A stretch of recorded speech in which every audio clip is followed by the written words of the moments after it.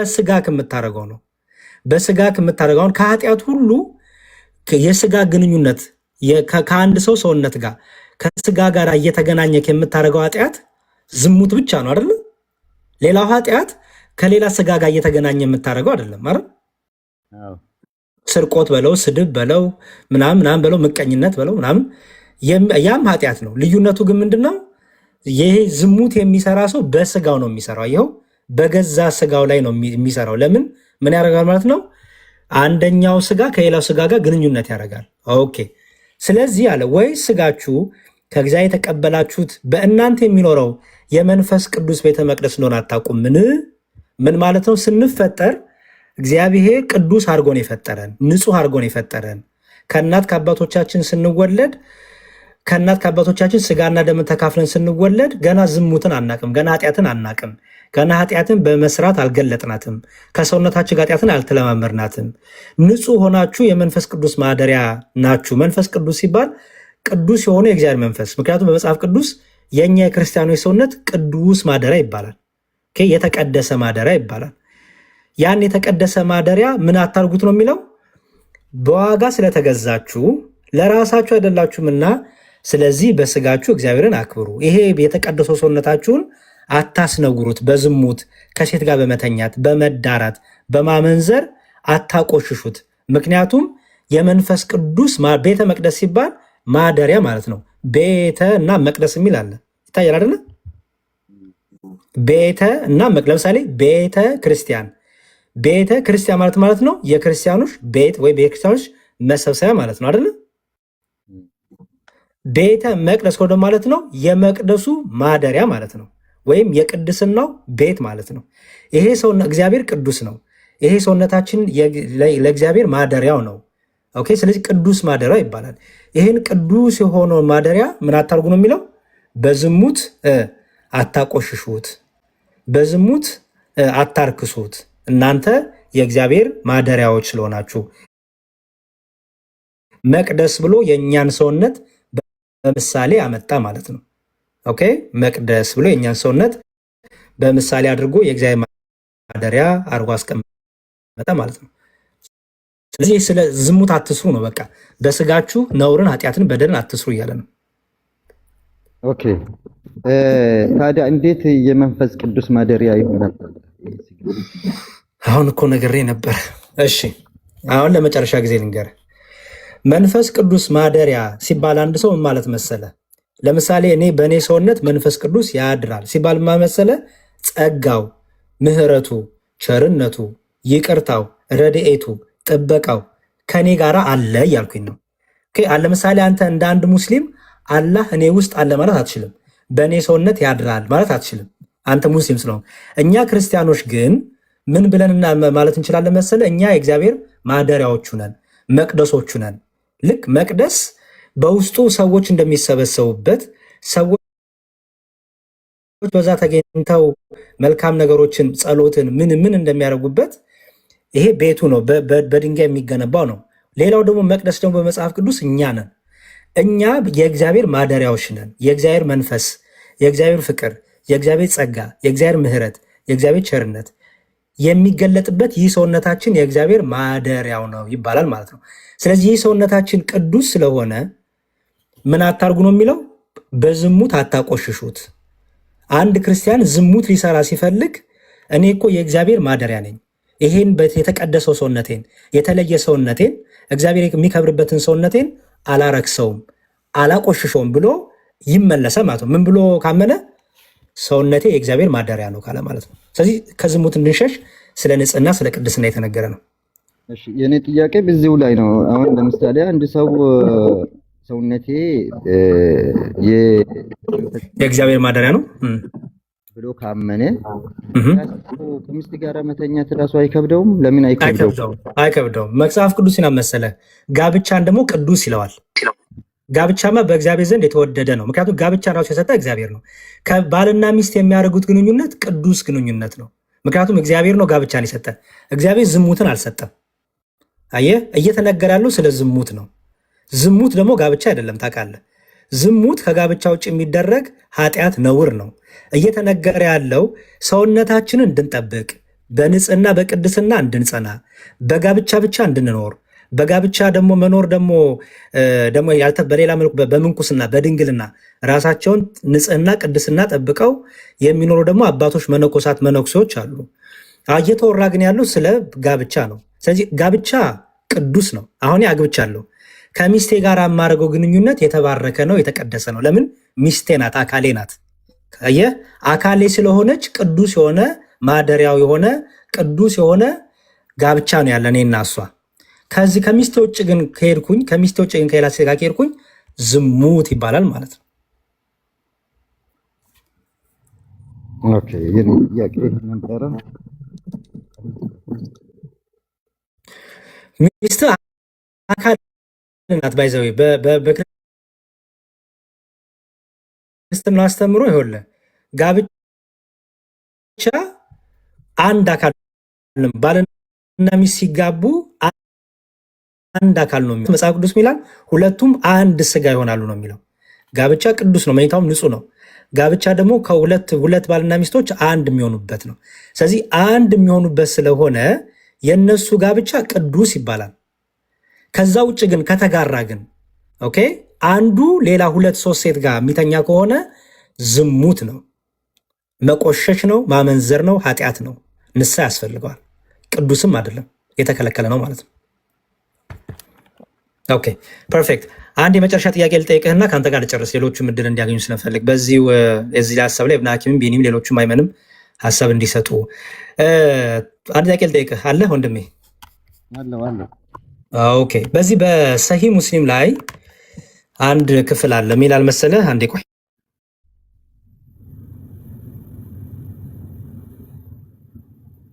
እሺ ኦኬ ሰሂህ ሙስሊም 856 ኤ እሺ እዚህ ሰሂህ ሙስሊም 856 ላይ እንዲህ ይላል the book of prayer ይላል። የእናንተ የጸሎት ቀን መቼ ነው? የሙስሊሞች ጁማ አርብ ነው አይደል? የክርስቲያኖች መቼ ነው? የክርስቲያኖች ቅዳሜና እሑድ ነው። የአይሁዶች ቅዳሜ ነው።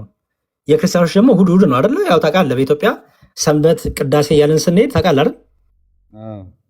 እሺ ይሄንን ማን ነው ቅዳሜና እሑድን ለክርስቲያኖችና ለአይሁዶች የሰጠ ማን ነው? ራሳቸው ናቸው ወይስ አላህን የሰጣቸው?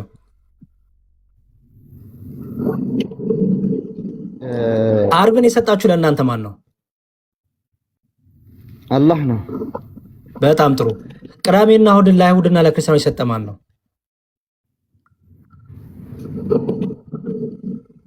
እኔ እሱን የሚያውቀው ነገር የለም። አላህ ቢሰጥ ስህተት ነው ወይስ ትክክል ነው?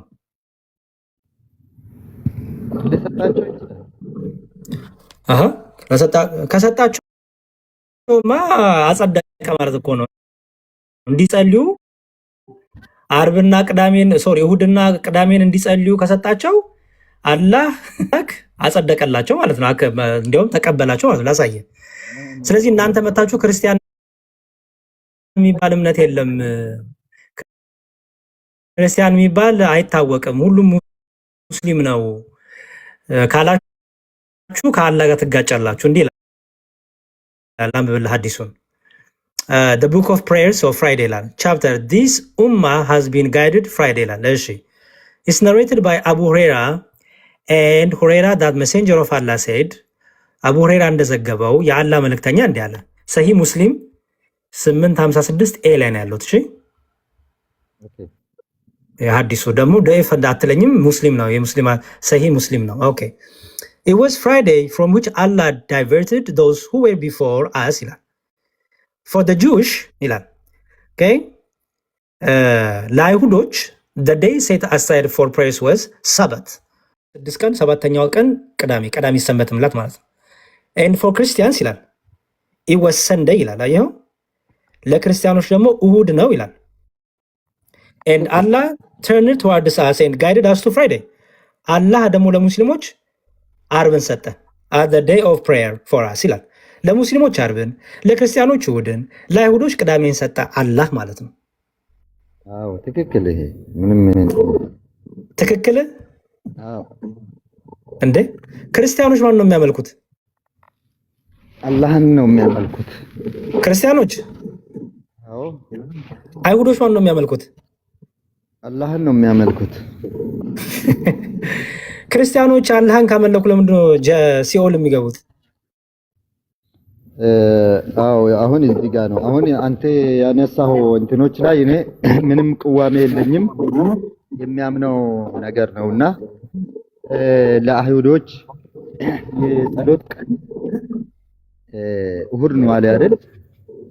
ጥያቄ ገብቷል እንደሜ በጸሎት ቀናቸው ክርስቲያኖችና አይሁዶች አላህን እኮ አያውቁትም።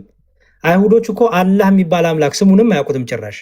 ክርስቲያኖችም አንዴ ስማኝ፣ ክርስቲያኖችና አይሁዶች ሲጀመር አላህን ቢያመልኩ ኖሮ እኮ ጀሃነም አይገቡም ነበረ፣ ወደ ሲኦል አይወረወሩ ነበረ። ክርስቲያኖችና አይሁዶች ገነትን ይወርሳሉ፣ ጀነት ይገባሉ። ወንድሜ እነዛ ክርስቲያኖች የተባሉ ምንድናቸው ነው? አሁን ክርስቲያኖች ናቸው አላህ ያጥፋቸው የተባሉት በቁርአኑ። ኖ እነዛ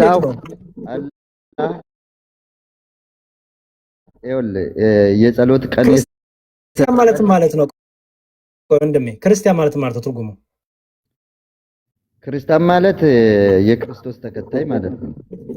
ክርስቶስን ሲከተሉ ምን ብለው ክርስቶስ የሚከተሉት? ኦኬ ክርስቶስን ነብይን ብሎ የሚከተሉ ውሸት፣ አምላክ ነው እርሱ የእግዚአብሔር ልጅ ነው ብለው ነው የሚከተሉት።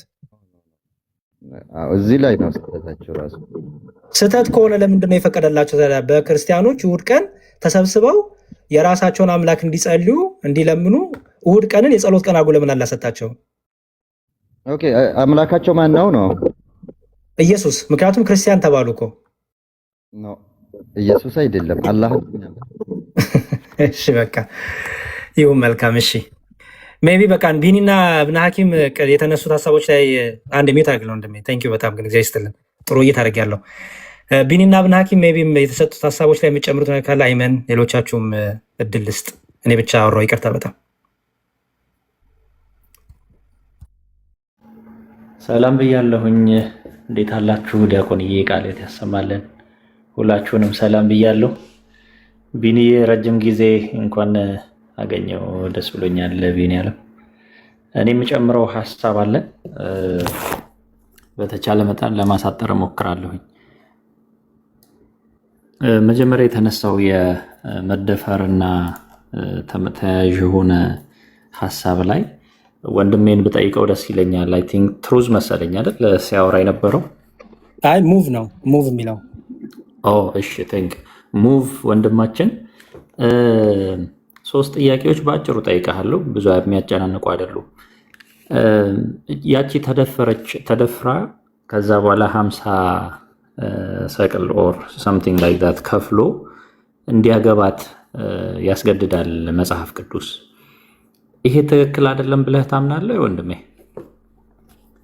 የኔ ጥያቄ አልነበረም ብሎ እኔ እንደውም መዝሙር ያሬድን ትንሽ ይገባኛል። ያንተን ሀሳብ ንገረን እንጂ ይገባኛል። ሌላ ሰው ጥያቄ ነው ስትል ሰምቻለሁኝ። አንተ ምን ታስባለህ እዚህ ጋር? እኔ መዝሙርን ጠየቅኩ፣ በቃ ይበቃኛል እኮ እሱን ጠየቅኩ፣ መለሰልኝ። ወደዛ መመለስ አልፈልግም እኔ። እሺ ችግር የለም፣ ፍላጎትህን አከብራለሁ። እኔ አንዳንድ ነገሮች ላሳያችሁ፣ ምናልባት ሌላ ጊዜ ስለማልገባበት ባነሳቸው ብዬ ነው። 3 ጥያቄዎች ላንሳላችሁ። የመጀመሪያው ጥያቄ በጣም ወሳኙ ጥያቄ ተደፋሪዋ ብታረግዝስ?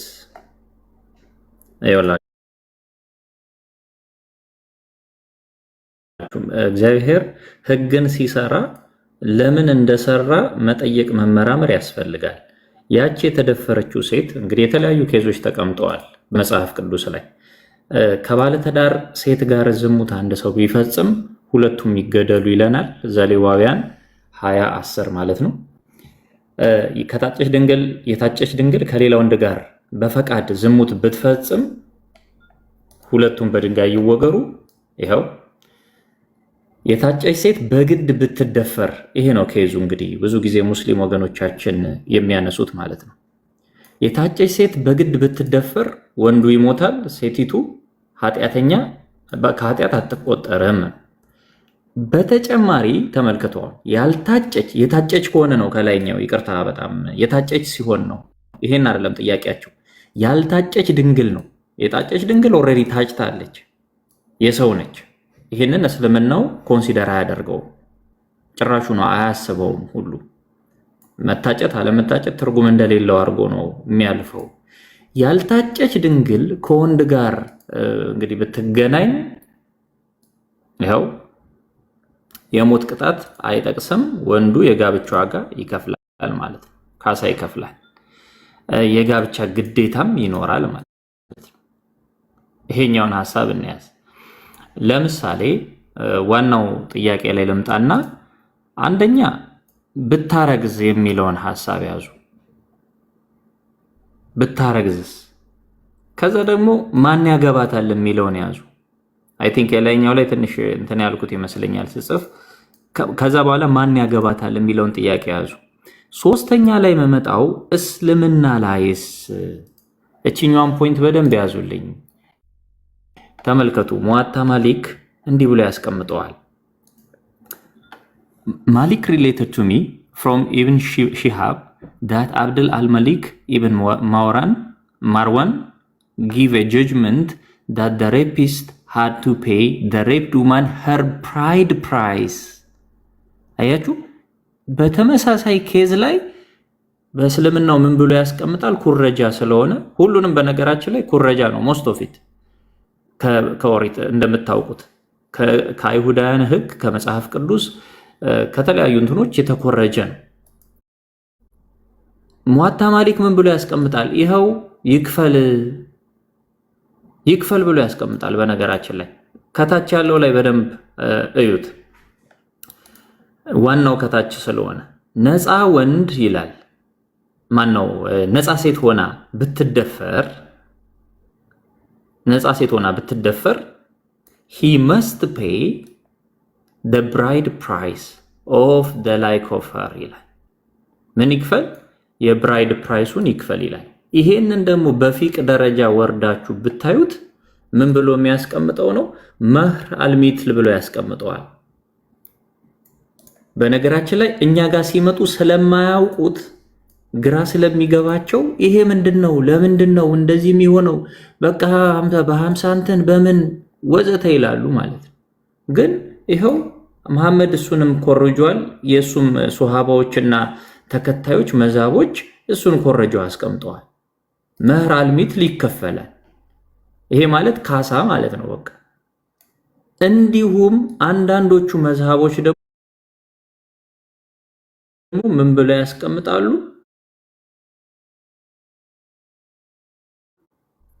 አርሽ አልባቃራ የሚባለው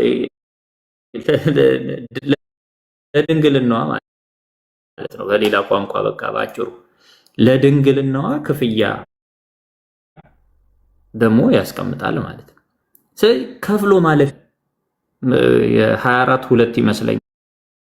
ለምሳሌ ዝሙት የሰሩ ካሉ ተገርፎ ይለፍ ይላል ይሄኛው። ስለዚህ ስፔሲፊክ የሚያወራ አይደለም። ሐዲሱ ላይ ደግሞ መሐመድ ያነሳው ጋር ስትሄዱ ደግሞ የሚያስቀምጠው እንግዲህ ከፍለው እንዲያልፉ ነው። ሌላ ነገር የለውም። ከፍለው ምን ዋስትና አለው? ደጋግሞ ዝሙት ላለመስራቱ ምን ዋስትና አለ? በቃ ከፍሎ ያልፋል። አንድ ባለ ሀብት መጥቶ እየከፈለ ያልፋል ማለት ነው። እና ምንም በእስልምናው ሳይድ ያለው ይህንን ከመኮረጁም አልፎ ለደፋሪዎች ገንዘብ እስካላቸው ድረስ እንደፈለጉ እንዲሆኑ ደፍረው እንደፈለጉ እንዲያልፉ ፈቃድ የሚሰጥ ነው እስልምናው። ሁለተኛ ዝሙትም የሚሰሩ ካሉ እንደዛው ማለት ነው። እንደዛው እንደውም ከበድ ካለ እኮ 100 ግርፋት ነው ብሎ የሚያስቀምጠው እንጂ እኮ ሌላ የለውም። እና ከዛ ያለፈ ሲሆን ልክ ከመጽሐፍ ቅዱሱ የኮረጀው አለ ከአባት ጋር ከእናት ጋር ይገናኝ የሚለውን ቀጥታ ይኸው ማስረጃ የምትሉ ካላችሁ ይኸው የእያንዳንዱ እዚህ ጋር አስቀምጬላችኋለሁ። እነዚህን ቼክ ማድረግ ትችላላችሁ። እና እችን ለማንሳት ነው። እስልምናው ላይ ሲሄድ ብዙ ጊዜ የክርስትናውን ስለምንመልሰው አይገባቸውም። እስልምናው ላይ ስንሄድ ግን የባሰ ቅርቃር ውስጥ ነው የሚከታቸው ለማለት ነው። ቴንኪዩ ቃሎት ያሰማልን በድጋሚ ዲያቆን።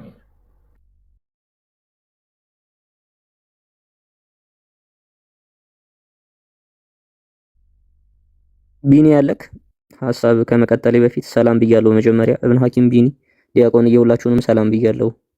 ሐሳብ ካለህ ቀጥልና ቀጥላለሁ።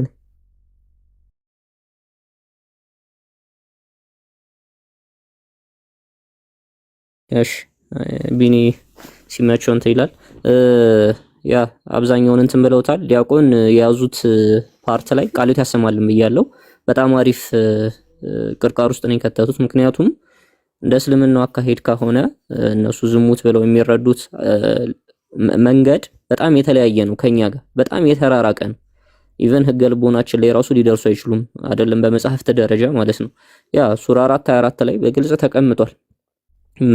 መመለስ ካልፈለጉ በስተቀር ወይም ማወቅ ካልፈለጉ በስተቀር በገንዘብ ሄደህ ምንድነው መህር የሚለው ባይዘው በአማርኛው በቅንፍ የገባ እንጂ አረበኛ ላይ የለም። አረበኛ ላይ ስለሌለ ይሄን ነገር ብታዩትና ቼክ ብታረጉት መልካም ነው ብዬ አስባለሁ። እና ገንዘብ ሰጣችሁ መገናኘት እንደምትችሉ ኢቭን ለሴት ልጅ ያስቀመጠው በጣም የተለያየ ሐዲሳት ላይ የተለያየ የቁርአን ክፍል ላይ ለምሳሌ 24:4 ላይ አንድ ሴት ስለ ዝሙት ያስቀመጠው ባሏ ቢዘሙትባት ሂዳ ብትከሰው ባሏን ወደ ኡስታዙ ጋር ማለት ነው 4 ምስክሮች ከሌሉ 80 ግርፋት ይግረፏት ነው የሚለው። ስለዚህ 80 ግርፋት ትገረፋታለሽ ማለት ነው። 4 ምስክር ይሁን መርፌና ክሮ ነው ካላየ ማለት ነው። በዛ ልክ ነው የእስልምና አስተምሮ ለሴት ልጅ አለው ማለት ነው።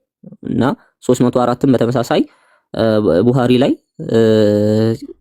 እንዲሁም ደግሞ ሙስሊም 222 ላይ ምን ይላል? አብዛኞቹ ሴቶች የሲኦል ናቸው ብሎ ያስቀምጣቸዋል። ሴት ልጅ ምን አረገች? በዚህ ልክ እንትን የምትለው የምትሸማቀቀው የምትሰቃየው በእስልምና ማለት ነው።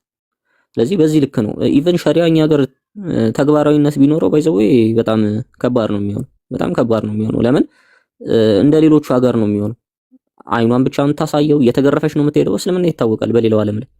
እኛ ሀገር ምንድነው አንድ ሃይማኖትም አለ ኦርቶዶክስ የሚባል ኦርቶዶክስ ስለሆነ ማለት ነው ሃይማኖት ኦርቶዶክስ ስላለ እንደገና ደግሞ ከኦርቶዶክስ ደግሞ የወጡ ባህሎች ስላሉ ሼም ስለሚይዛቸው ይሄን ነገር አይተገበሩትም። ያም ስላለ ያም ስለተጨመረ እንጂ ሸሪዓ ይተግበር ቢባል እኛ ሀገር ላይ በጣም ከባድ ነው የሚሆነው ለሴት ልጅ። ሴት ልጅ አንኖርም እዚህ ሀገር መኖር አትችልም። በዛ ልክ ያዙትና ሙስሊሞች ያው ቁርአን ቅዠት ነው፣ ከቅዠቱ ውጡ። ቅዠት ምስል ማስረጃ አለኝ። እሺ ዝም ብዬ አይደለም፣ ራሱ ላይ ነው የመሰከረው ቁርአን ሱራ 5:21 ላይ የህልሞች ቅዠት ነው ይለዋል። እና ከዛ ቅዠቱ ውጡ። ጌታ አምላክ ጌታ ኢየሱስ እውነተኛውን መንገድ ያብራላችሁ፣ በቅድስና የምትመላለሱበትን ጊዜ ያቅርብላችሁ። የኔ ሐሳብ ይሄ ነው። የተለየ ሐሳብ የለኝም ከእናንተ። ሴት ልጅ ላይ በጣም ብዙ መውራት ይቻላል፣ ግን ያው ቀጥሎ ወንድሞች ሐሳብ እንትን እንላለን። ሰው የሚገባ ካለ ቢኒ ካለ ቀጥል። እንዴት ናችሁ? ሰላም ብያለሁ። ሁላችሁንም እንኳን አደረሳችሁ።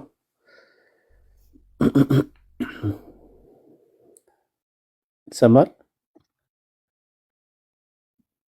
እንደምን ነው መምህር? እግዚአብሔር ይመስገን ሰላም ነኝ። እግዚአብሔር ይመስገን። ረጅም ጊዜ ሆነን ከተገናኘን ቀጥላል። እውነት ነው ረጅም ጊዜ። ያው አብዛኛው ሁሉም ተመልሷል። ያው እንግዲህ ቅድም የመንፈስ ቅዱስ ማደሪያም የሚለው እሱ ላይም ጥያቄ ነበረው። አይ ቲንክ ጥያቄ የተመለሰ ይመስለኛል። የመንፈስ ቅዱስ ማደሪያ ሰው መልካም ሲሰራ የመንፈስ ቅዱስ በሱ ላይ ያድራል። መንፈስ ቅዱስ ጸጋው በሱ ላይ ያድራል፣ መንፈስ ቅዱስም ያድራል። እንግዲህ መጽሐፍ ነው የሚለው እናንተ የቤተ መቅደስ የመንፈስ ቅዱስ ቤተ መቅደስ ናቸው ወይም የመንፈስ ቅዱስ ማደሪያ ነን። መልካምን የሚያሰራን እሱ ነው፣ ወደ በጎ የሚወስደን ማለት ነው። እንዲሁ ደግሞ መጥፎ ስንሰራ ደግሞ የሰይጣን ማደሪያ እንሆናለን ማለት ነው። እንደዛ ሲባል ቅድም እንዴት ነው ምናምን መንፈስ ቅዱስ መንፈስ ነው፣ ኦኬ፣ አካላዊ አይደለም። እኛ ላይ ያድራል ሲባል መቼም አካላዊ ብለህ እንዳታስብ፣ አካል አይደለም መንፈስ ስለሆነ ማለት ነው። ስለዚህ መንፈስ ቅዱስ ያድራል፣ መልካም ያሰራናል። በመልካም ሁሉ እንድንኖር በዛ እንድንመላለስ የሚረዳን እሱ ነው፣ መንፈስ ቅዱስ ነው። ሐዋርያትን ይረዳ ማለት ነው። እውነት ይገልጻል ተብሏል። በእውነት ይገልጻል ሲባል በእውነት ትኖራለህ፣ በመልካም ትኖራለህ፣ ከኃጢአት ትርቃለህ፣ ያን ጊዜ የመንፈስ ቅዱስ ማደሪያ ትሆናለህ። ሰውነታችን መንፈስ ቅዱስ ያድርበታልና እግዚአብሔር ነው እሱ መንፈስ ቅዱስ። ያ ሲባል ግን የሆነ አካል መጥቶ በአካል ላይ የሚደረብ አይደለም። መንፈስ ቅዱስ አካል ቁሳዊ አካል ስላልሆነ ማለት ነው። ስለዚህ ረድኤቱም ምንም እንደዛ ተብሎ ሊነገር ይችላል። እና እኔም ጥያቄ ብዙም አልገባኝም እና ያው ከጋብቻ ጋር አምጥተህ ለእንትን ለማለት ሞክራል። ጋብቻ ቅዱስ ስለሆነ ይሄ በእግዚአብሔር የተወደደ ነው። ሰው እናትና አባቱን ይተዋል፣ ከሚስቱ ጋር ይተባበር፣ ሁለቱ አንድ ይሆናሉ እንጂ ወደፊት ሁለት አይደሉም። ስለዚህ እግዚአብሔር የቀደሰውን ወይም እግዚአብሔር ያጣመረውን እንግዲህ ሰው አይፈታውም ይላል። ስለዚህ ጋብቻ ደግሞ ቅዱስ ነው፣ አልጋውም ንጹህ ነው በቅድስና ከሆነ እግዚአብሔር የፈቀደው ስለሆነ። ምክንያቱም እግዚአብሔር ይሄን ነገር የሰራው ለአንድም ከዝሙት ጠንቅ ለመዳን ነው፣ አንድም ደግሞ ዘራችን እንድናበዛ ነው። ከዛ ውስጥ ደግሞ ብዙ ስለሚወጡ እና መጽሐፍ ቅዱስም ደግሞ ሴት ልጅ በመውለድ ትድናለች ስለሚል የመዳኛ መንገድ ነው።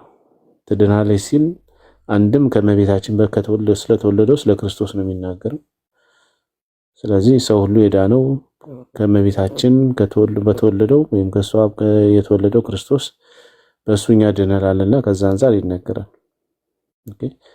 እንጂ እርኩስ ሆኖ አይደለም። ለማንኛውም ከክርስትና አንፃር ያነሳው ምናልባት የተመለሰልኝ ይመስለኛል። ያው ከእስልምና አንፃር ያነሳችሁት በቂ ነው። ስለ ሴቶች ከሆነ ለማውራት ከሆነ ብዙ ከባድ ነገሮች አሉ በሴቶች ላይ። እስልምና ላይ በተለይ በጣም የሚከባብዱ ነገሮች አሉና ያው እንግዲህ ሌሎች ሲገቡ በጥያቄ መልክ እንጠይቃቸዋለን። ይበቃል መሰለኝ።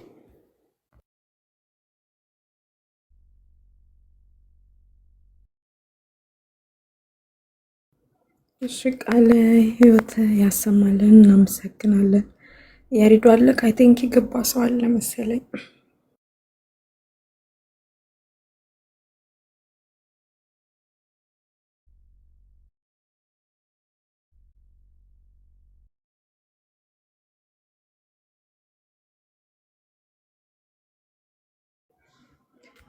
ዲያቆን ያሬድ ተኝቶ ነው እንዴ?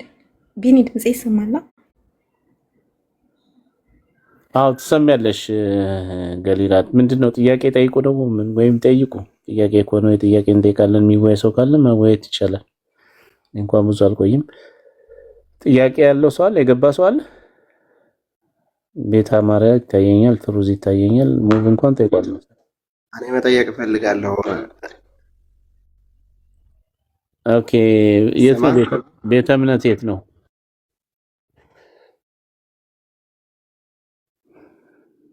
ሙስሊም ነህ? ክርስቲያን ነኝ። ኦኬ፣ ክርስቲያን ነው። ጥያቄ ካለ ክርስቲያን ቀጥል። ያው መምህራን ስላሉ ይመልሱላል። ቀጥል። እሺ፣ እኔ ጥያቄ አሁን ምሳሌ በመላእክቶች በኩል ነው። ድንግል ማርያም አሁን አንዳንድ መዝሙሮች አሉ።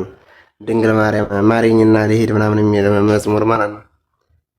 እና ይህንን መሐሪ አንድ አምላክ ኢየሱስ ክርስቶስ ነው፣ እግዚአብሔር ነው። እና እነሱ ይምራሉ ወይ? ሚካኤል ገብርኤል ይምራሉ ወይ ነው። በማሪኝና ልግባ ቤቴ የሚል መዝሙር አለ። እውነትን ነው። እሺ፣ ስለዚህ ቅዱሳን መላእክት እመቤታችንን ጨምሮ ይምራሉ። አሁን ምሳሌ ሚካኤል አዎ፣ እሺ፣ መልካም፣ ጥሩ፣ ትክክል። አዎ ይምራሉ። እንደሚያማልዱ አምናለሁ። አዎ ይምራሉ። ቆይ ልነግርህ ነው በደንብ። ይኸው ቅዱሳን ይምራሉ። እመቤታችን ቅድስት ድንግል ማርያም አሁን ምሕረትን ትሰጣለች። ያ ማለት ግን እመቤታችን ቅድስት ድንግል ማርያም ከራሷ ታደርጋለች እያልን አይደለም። በተሰጣት ጸጋ ነው። ለምሳሌ ቆይ አንድ ነገር ልንገር እስቲ። ለምሳሌ እንደው በምድራዊ ነገር እንደው ዶክተር ያድንሃል። ሄዳውን ሆስፒታል ብትሄድ ዶክተር አዳነኝ ልትል ትችላለህ አይደለ? ተመርምረህ ምናምን ሄደህ ሐኪም ቤት ምናምን ምህረት ይሰጣል። ከስጋዬ በሽታ ፈውስ ታገኛለህ አይደል? ዶክተር ስለዚህ አሁን ስትጠይቅ ምናልባት ዶክተር አዳነኝ ልትል ትችላለህ አይደል? አዎ። ስለዚህ ይሄ ማዳን ከእግዚአብሔር ማዳን ጋር ይቀላቀልም አይደል? ይቀላቀላል። ያው እግዚአብሔር ሰበብ አድርጎልኝ ነው እንጂ ዳንኩት። ያው በዶክተሩ እንትን ብቻ አይደለም። አዎ ገባኝ። ግን እግዚአብሔር ሰበብ ቢያደርግ አክቹዋሊ ዶክተሩ አድነዋል አይደለ? ለምሳሌ ዶክተር መርምሮ በሽታን አውቆ ለበሽታ መድኃኒት ሰጥቶ በሱ የተነሳ ልትድን ትችላለህ። ግን አሁን ችግር የለም እኮ አሁን ዶክተር ያድነኛል ይባላል እኮ በሰበብም ቢሆን ሊያድንህ ይችላል። ያ ማለት ግን የእግዚአብሔር ማዳንና የዶክተር ማዳን አንድ ነው ብለህ ልትል አትችልም አይደል? እግዚአብሔር ፈቃድ ነው የሚደረገው። እሱ ትክክል ነው። ያለ እግዚአብሔር ፈቃድ ምንም የሚሆን የለም። ስለዚህ እኛም እመቤታችን ቅድስት ድንግል ማርያም አድኝን ስንል ከእግዚአብሔር ፈቃድ ውጭ አይደለም። ሲጀመር ቅድስት ድንግል ማርያምም ሆነ መላእክቶች የሚሰሩት በእግዚአብሔር ኃይል ነው የሚሰሩት።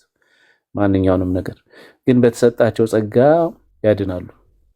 ለምሳሌ የእግዚአብሔር መልአክ ያድናል ተብሎ ተነግሯል በመጽሐፍ ቅዱስ ላይ። የእግዚአብሔር መልአክ በሚፈሩት ሰዎች ዙሪያ ይሰፍራል ያድናቸዋልም ተብሎ አይ ቲንክ ዘጸአት 23 ላይ ሆን እንደዛ አካባቢ አለ። ጥቅሱን ላወጣል ይችላል። ያ ሲባል ግን ያ መልአክ ከእግዚአብሔር በተለየ ሌላ ኃይል በራሱ ኃይል ያድናል እያልን አይደለም። እግዚአብሔር በሰጣቸው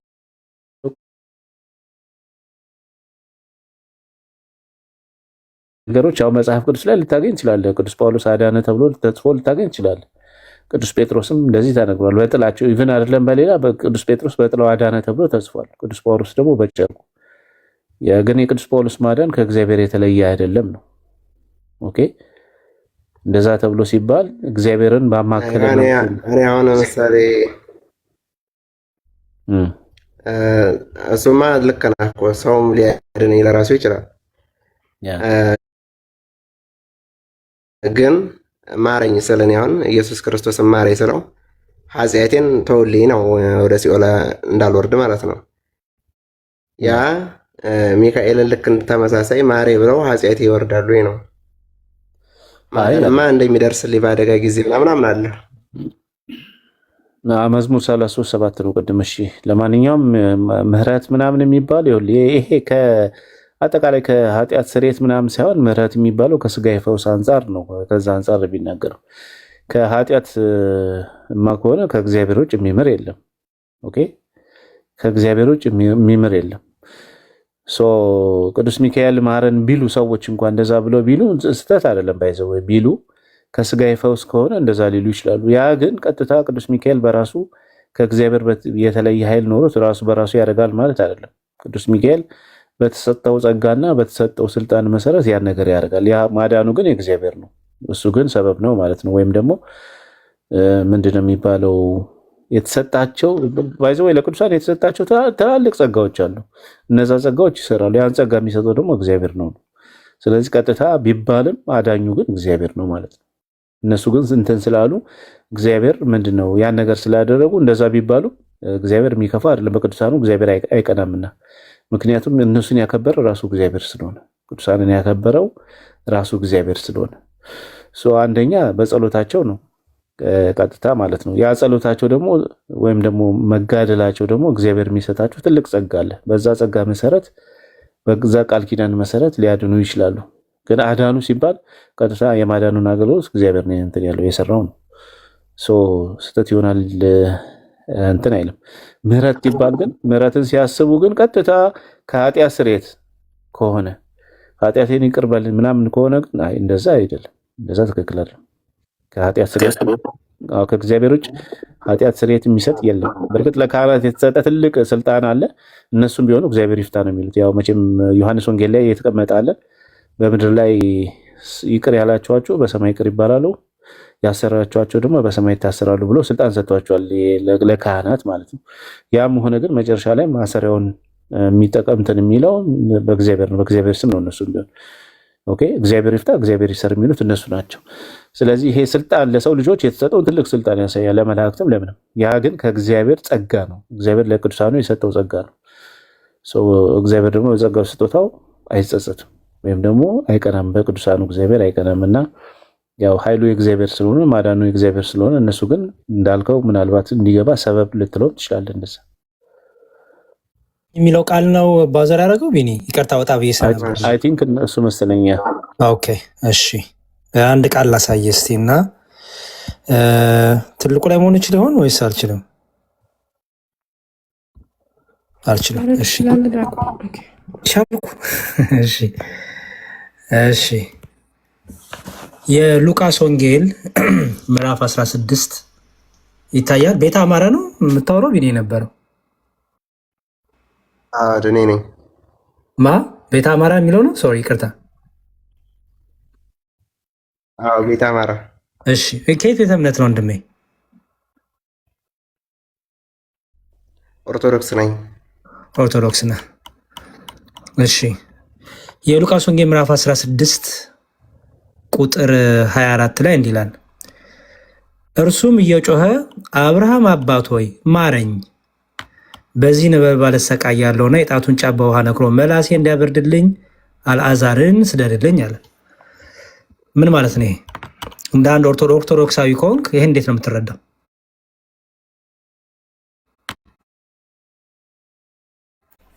እኛ ኦርቶዶክሶች የምንረዳበት የራሳችን አስተምሮ አለን። መጽሐፍ ቅዱሳዊም አስተምሮ አለ። ኦርቶዶክስ ነኝ ስላልክ እንደ ኦርቶዶክስ ይሄን ምን ብለን ነው የምትረዳው? እኔ ኦርቶዶክስ እምነት ተከታይ ነኝ እንጂ እኔ እውቀት የለኝም። በነገራችን ስለ እውቀት እኮ አልጠየቅኩም እኮ ወንድም አለም። የጠየቅኩ ለምሳሌ በቤተ ክርስቲያን ውስጥ ይሄን ክፍል ሁላችንም እንረዳዋለን። አብርሃም ማረኝ እየተባለ ነው። ያ በሲኦል የነበረው ሰው አብርሃምን በሩቅ አይቶ አብርሃምን ማረኝ እያለው ነው። ስለዚህ እኛ ኦርቶዶክሲያን ስለምናውቀው ስለምንማረው ማለት እንደሆነ ይገባናል።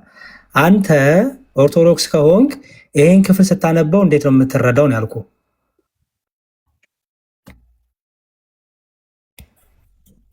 እኔ መጽሐፍ ቅዱስ የለኝም በእውነት አንብቤ አላውቅም። ኧረ እኔ ስለ መጽሐፍ ቅዱስ አልጠየቅኩም። ተው ግን ወንድም አለም አሁን እኮ አነበብኩልህ። ስታነበው እንዴት ነው የምትረዳው? ምክንያቱም ቅድም ማረኝ እንዴት ይባላል የሚል ነገሮች ስታነሳ ስለሰማው ነው። ሚካኤል ማረኝ፣ ገብርኤል ማረኝ እንዴት ይባላል ስትል ነበረ። ኦኬ ፐርፌክት፣ ችግር የለውም።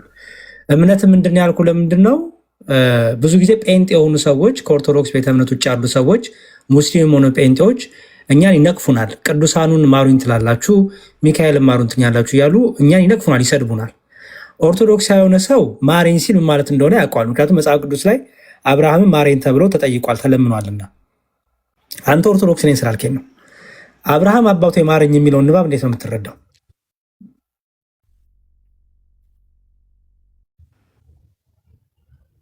እኮ እኔ እኮ ይሄ እኮ ስላልገባኝ እኮ ጥያቄ ያነሳሁት። ይህን ክፍልማ ስላልገባህ አይደለም ጥያቄ ያነሳው። ይህን ክፍልማ ገና አሁን እያነበብከው ነው ከኔ ጋር። ይህን ጥቅስ ጠቅሰህ ነበር የጠየቀው ጥያቄ። ይቅርታ ስላልሰማው ነው እኮ ማለት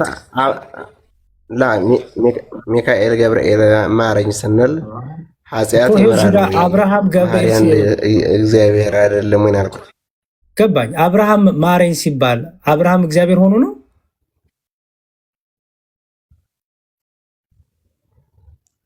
አይደለም እኮ እንድታስረዳኝ እኮ ምን ማለት ነው ሲተረጎም ገባኝ እኮ። አንተ አሁን ጎበዝ መለስክልኝ እኮ። እኔ ማስረዳት እኮ አይጠበቅብኝም ወንድሜ። ክርስቲያን ነኝ ስላልከኝ ይሄ እኮ በጣም ቀላል ነገር ነው ወንድም አለም። ክርስቲያን ካልሆንክ በደንብ እናስረዳ ይገባል። ክርስቲያን ነኝ ስላልከኝ ግን አንድ ክርስቲያን ይሄን ክፍል ሲያነብ እንዴት ነው የሚረዳው? አንተ አሁን እንደ አንድ ክርስቲያን አብርሃም አባቴ ማረኝ ብሎ ያ ሰው ሲለምነው አብርሃምን አንተ እንደ አንድ ክርስቲያን ስታነበው ምንድን ነው የምትረዳው? ምርጫ ልስጥህ።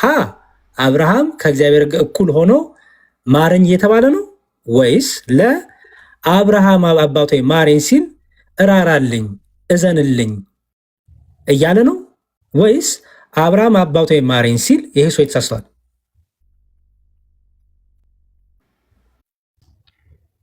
እኔ ከእግዚአብሔር እኩል ሆኖ አይደለም የሚመስለኝ። ጎበዝ፣ ልክ እንደ ማማለድ ይመስለኛል። ይህን ጥያቄ በስነስርዓት እንዲመለስልኝ ማለት እኔ አሁን ጥያቄ ምንድን ነው? አንድ አሁን እሱን አብርሃምን አባት ወይ ማረኝ አልኩት። ምሳሌ ማረኝ ምለው ተረድቤ ነው። ያ ንስሐ ሳልገባ ንስሐ ለክርስቶስ ሳልናገር እሱ አብርሃም አባት ወይ ማሬ ብዬ ከኃጢአት ሄድናለሁ ወይ የሚለው ጥያቄ ነው የመጣብኝ። ንስሐ አሁን ኦኬ። ስለዚህ ኦርደሩን ማወቅ አለብን ማለት ነው። ይኸውልህ አንድ ነገር ልንገርህ። በመጀመሪያ ንስሐ ማለት ራሱ ኃጢአት ይሰራል። ለምሳሌ አንተ ከሆንክ ንስሐ የምትገባው የመጀመሪያው ንስሐ የሚገባው ከራስ ጋር ነው።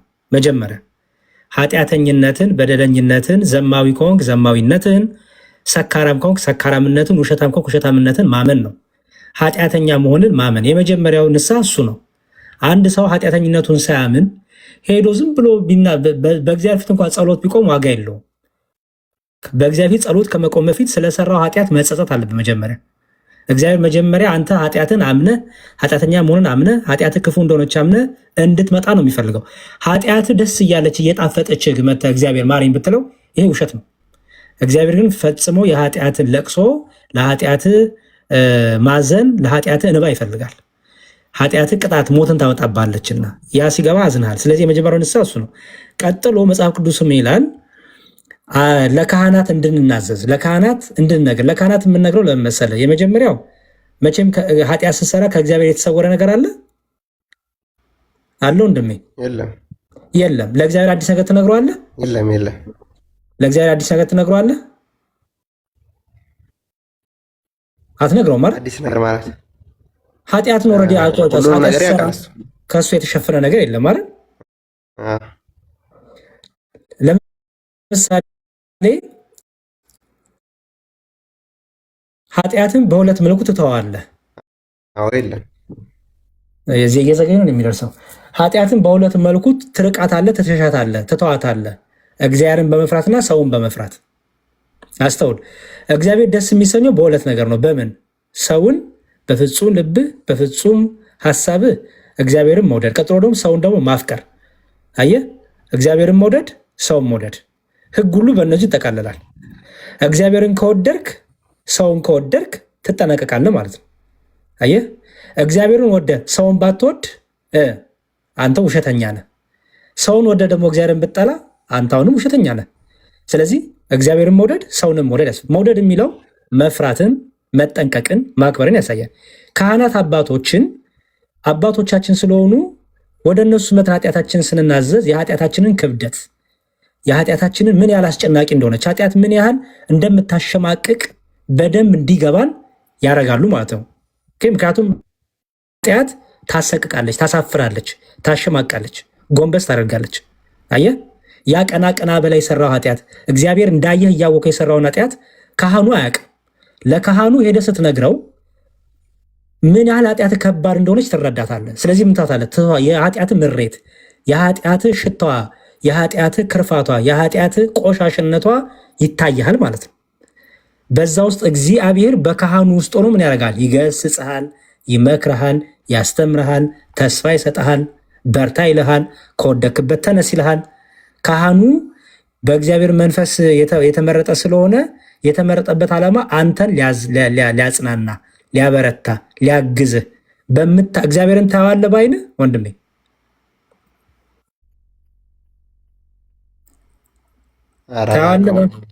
በጣይነት በእግዚአብሔርን ግን በማን ውስጥ ታየዋለህ? በአባቶቻችን በወንድሞች አታየውም? በካህናት አታየውም? እግዚአብሔርን ታየዋለህ። አየህ። ስለዚህ እግዚአብሔር በካህናቱ በኩል ከኃጢአት ያነጻሃል፣ በካህናቱ በኩል ያጽናናሃል፣ በካህናቱ በኩል ያበረታሃል፣ በካህናቱ በኩል ሚስጥርን ይሸፍንልሃል። ለጓደኛ ኃጢአትን ብትነግረው ያሰራጭብሃል፣ ዩቲዩብ ይሰራብሃል፣ ብር ይሰራብሃል፣ ሜግ ያደርግብሃል፣ ቲክቶክ ላይ ወጥቶ ጊፍት ይሰበስብብሃል። ለአንድ ካህን ግን አባቴ ደከምኩ ብትላቸው ሚስጥርን ይይዙልሃል። ለምን? አባትህ እረኛ ስለሆኑ ማለት ነው። ስለዚህ ንስሐ የሚለው እነዚህን ሁሉ የያዘ ነው ማለት ነው። ሰው በአጭሩ ማረኝ የሚለው አንድ ሰው ንስሐ ሳይገባ በኃጢአቱ ሳይጸጸት እግዚአብሔር ዝም ብሎ ማረኝ ማረኝ ቢል ይሄ ውሸታምነት ነው። እግዚአብሔርን ደስ የሚያሰኘው ጾምና ጸሎት፣ ጸጸት የተኛው መሰለ? ከልብህ ሆነ የጴጥሮስ አይነት እንባ፣ ኃጢአተኝነትን በደኝነትን ማመን፣ ቀጥሎ ደግሞ ለንስሐ ለካህናት አባቶች መናዘዝ፣ ከዛ ደግሞ በሚስጥራቱ በቅዱስ ቁርባኑ በቀኖናው በእነዚህ ሁሉ አልፈ ለቅዱስ ቁርባን መብቃት። እነዚህ ሁሉ የኃጢአትን ስርየት የሚያሰጡ፣ ንስሐ ደግሞ ለኃጢአት ስርየት የምታጥብ ሆነ ትረዳሃለች ማለት ነው። ስለዚህ በመጽሐፍ ቅዱስ ለቅዱሳን ማሩኝ ወይም ማረኝ የሚለው ሲነገር ጸልዩልኝ፣ አማሉኝ፣ አግዙኝ እንደማለት ነው። ለእግዚአብሔር ግን እግዚኦ መሐረነ ክርስቶስ ስንል ግን ምን እያልን ነው? ራሱኑ በባህሪ መሐሪ ነህ አንተ፣ በባህሪ ይቅር ባይ ነህ አንተው ይቅር በለን እያልን ነው። ድንግል ማርያምን ይቅር አስበይን ነው የምንላት፣ ለምኝልን ነው የምንላት፣ አስምሪን ነው የምንላት፣ ቅዱሳኑን አስምሩ ነው የምንላት፣ ሰአሉ ለነ ነው የምንላቸው። ለአየህ ክርስቶስን እግዚኦ መሐረነ እንለዋለን። ቅዱሳኑን ግን ሰአሉ ለነ፣ ሰአሊ ለነ፣ ሰአለ ለነ እያልን እንጠይቃቸዋለን።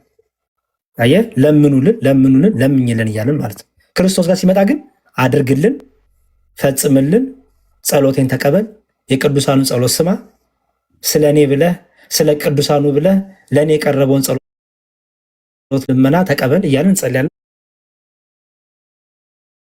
ማለት ነው።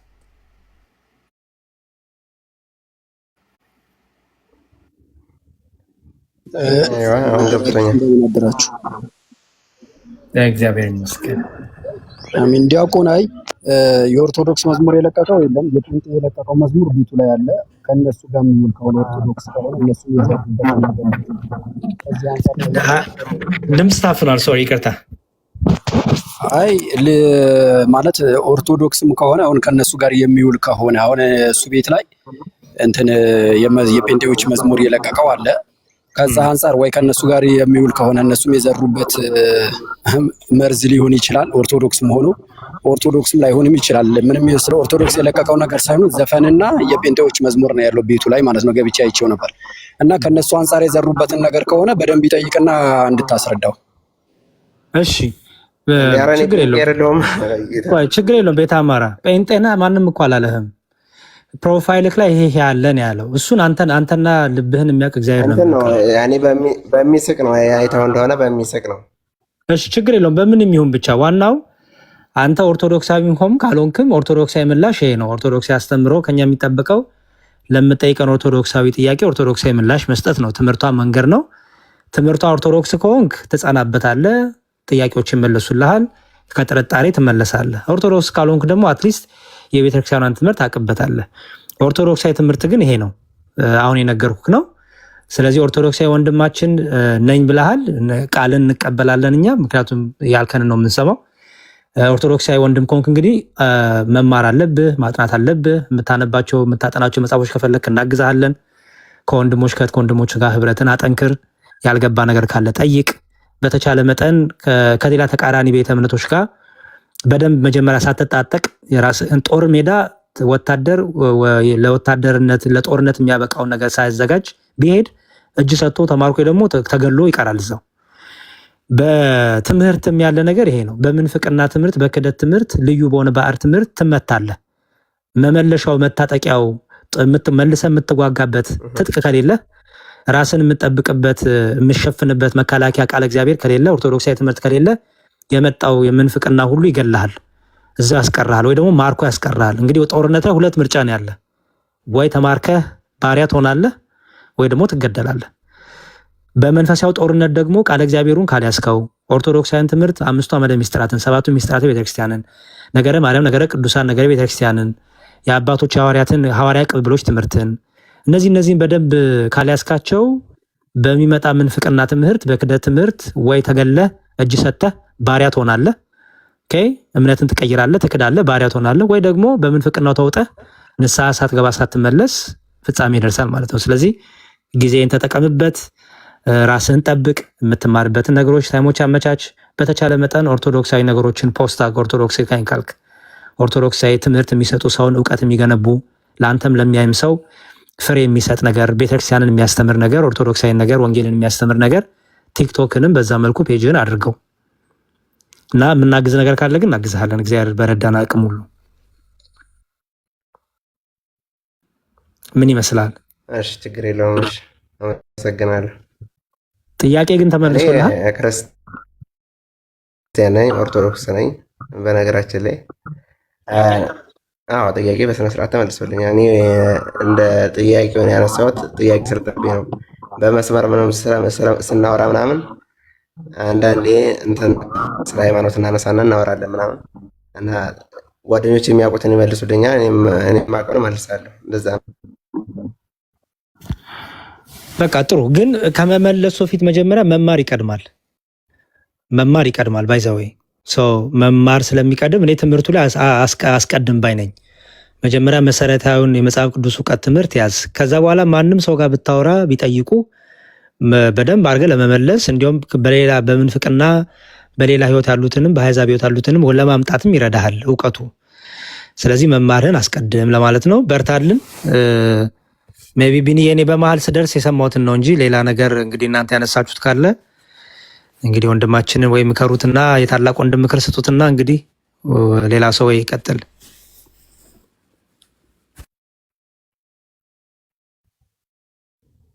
እሺ ዲያቆን ቃልዮት እግዚአብሔር ያክብርልን። እናመሰግናለን። ፎሎ መልስ ትሩዝንም ፎሎ አድርገው ቤቱንም ፎሎ አድርግና ትምህርት ሲኖር እና ተማር ያሬዶንም ሁሉንም ፎሎ አድርጋቸው። ጥያቄ ካለብህ ጠይቅ። ወንድማችን ትሩዝ ቴሌግራም ትምህርት ስላለው እሱ ላይ ይቀላቅላል፣ ይረዳሃል። ጥያቄ ያላቸው ያሬዶን እኮ ፎሎ ያደረኩት መስሎኛል። እስኪ ፎሎ ባክ አድርጌሃለሁ፣ ችግር የለውም። ማንበብ የምትፈልጋቸው መጽሐፎች ካሉ ቴሌግራም ግሩፕም ስላለ እዛ ከትህና መጽሐፍ ታገኛለህ። ለእስልምና የተሰጠ መልስ አለ፣ ለፕሮቴስታንቶች የተሰጠ መልስ አለ፣ እዛ ላይ ታገኛለህ። ፎሎ አድርጌሃለሁ ግን እሺ። እኔም ፎሎ አድርጌ በጣም ቆይቻለሁ ፎሎ ካደረኩ ነው እንደ እሺ፣ እሺ በቃ በርታለን። ቴሌግራምን አስቀምጣለኝና ቴሌግራም ወደ ግሩፕ ከታለሁ።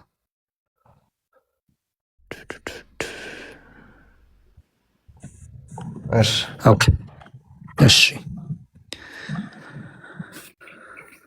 አይ መልካም። ሌላ ሰው ካለ እንግዲህ ጋይ ላይ ቀጥሉ። የሚገባ ሰው ካለ ቢኒ እብነ ሐኪም እንኳን ሰምቻችኋለሁ። እሺ አይ ቲንክ ጥያቄ ያላት መሰለኝ። እህት ነው ወንድ ነው? ማ ታኦሪያ ሰላም ብያለሁ። ትሩዝ ሰላም ብያለሁ። ብሩክ ሰላም ናችሁ? እግዚአብሔር ይመስገን።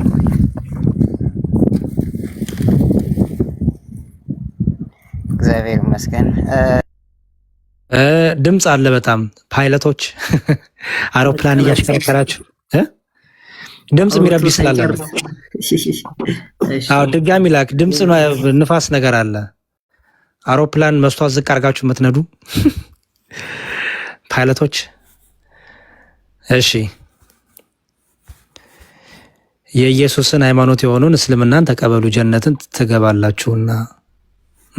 ኢየሱስ ማለት መድኃኒት ማለት ነው እና እየመሰከራችሁ ነው። ሙስሊሞች ኢየሱስ እንቀበላለን ካላችሁ መድኃኒታችን እንቀበላለን እያላችሁ ነው። አሜን።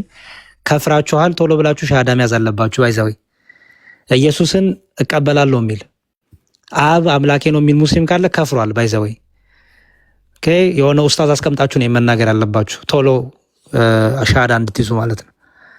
እና ክርስቲያኖችን ያበሸቃችሁ የመሰላችሁ እኛ ደስ ነው የሚለን ኢየሱስ ካላችሁ መድኃኒት እያላችሁ ነው። መድኃኒቴ እያላችሁ ነው። ኢሳ ካላችሁ መብታችሁ ነው። ኢሳ የራሳችሁ መብት ነው። ኢየሱስ ካላችሁ ግን መድኃኒት ማለት ነው። ስለዚህ ቁርአናችሁ ላይም ኢየሱስ ብሎ አንድ ቦታ ተቀምጧል። ግዕዙን ወስዶ ማለት ነው። ቁርአኑ ኮርጆ በአማርኛ እና ቁርአናችሁ ላይ መድኃኒት የተባለ ኢየሱስ አለ ማለት ነው። ምክንያቱም ኢየሱስ ማለት መድኃኒት፣ አዳኝ፣ ፈዋሽ ማለት ነው። እና ቁርአናችሁ ራሱ እንዳለ አከፈራችሁ። እሺ ብሩክ ያለ አዎ ያለውበት ቦታ ነፋስ ስለሆነ ነው። በጣም ይቅርታ። ችግር የለውም። እኔ ለመጠየቅ የፈለኩት ያው መጽሐፍ ቅዱስ አፕሊኬሽን ስለምንጠቀም እኔ እንጃ ሁሉንም አያመጣልና አለ 80 አሐዱን አያመጣም ማለት በጽሁፍ 80 አሐዱ ብሎ ያመጣል፣ ግን ገብተህ ስታየው የሆነ ቦታ ላይ ያቆማል። አፕሊኬሽን አለ። እኔ አሁን ነው በምን እንደማሳይ አላውቅም። አፕሊኬሽን አለ። አፕሊኬሽን ይጫናችሁ አላችሁ በመጽሐፍ ቅዱስን ታኦሪያ ወይ ሌሎቻችሁ እንትናም ለነገሩ የጳላዲዮስን አፕሊኬሽን እኮ ባይዘው ብትገዛ እሱም በጣም ነው የሚጠቅም። ጳላዲዮስም ጥሩ አፕሊኬሽን ሰርቷል። አዎ እሱን ለምን ያሰብኩ ነው መጽሐፍ ቅዱስን ጥናት ለማድረግ ግን ለምሳሌ እሱ ይረዳል። መጽሐፍ ለምሳሌ አሁን 24 ላይ ነው የሚያቆመው። አዎ አቁሞ ሳይሆን ቆይ በምን ታደርግ መሰለህ ዳውንሎድ አድርገውና አፕሊኬሽኑ የጫናችሁ አላችሁ። ካልሆነ ግን ዌብሳይት አለ ማሳየ ችግር የለም ማሳየና ያንን ለማጥናት ፈልግ ይሆናል። እሺ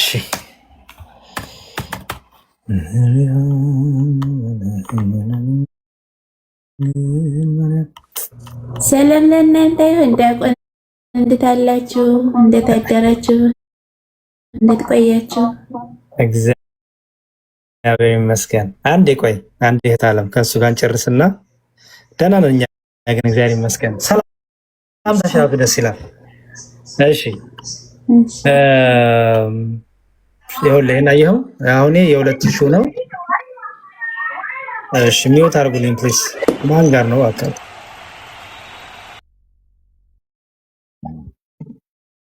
ማን ጋር ነው? አውርቼዋለሁ። ያሬዶ አታስገቡ ሰው ሞዴሬተሮች ዝም ብላችሁ በጌታ። እሺ ይኸውልህ ይሄ የ2000 እትም ነው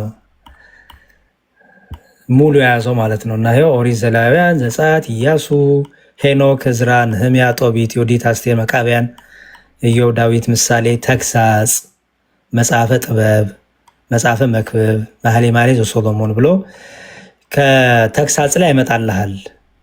እና ይሄ እንትኑ ይኸውልህ ዌብሳይቱ ይሆንና አይዋ እሱን ስክሪንሻት ማድረግ ይቻላል።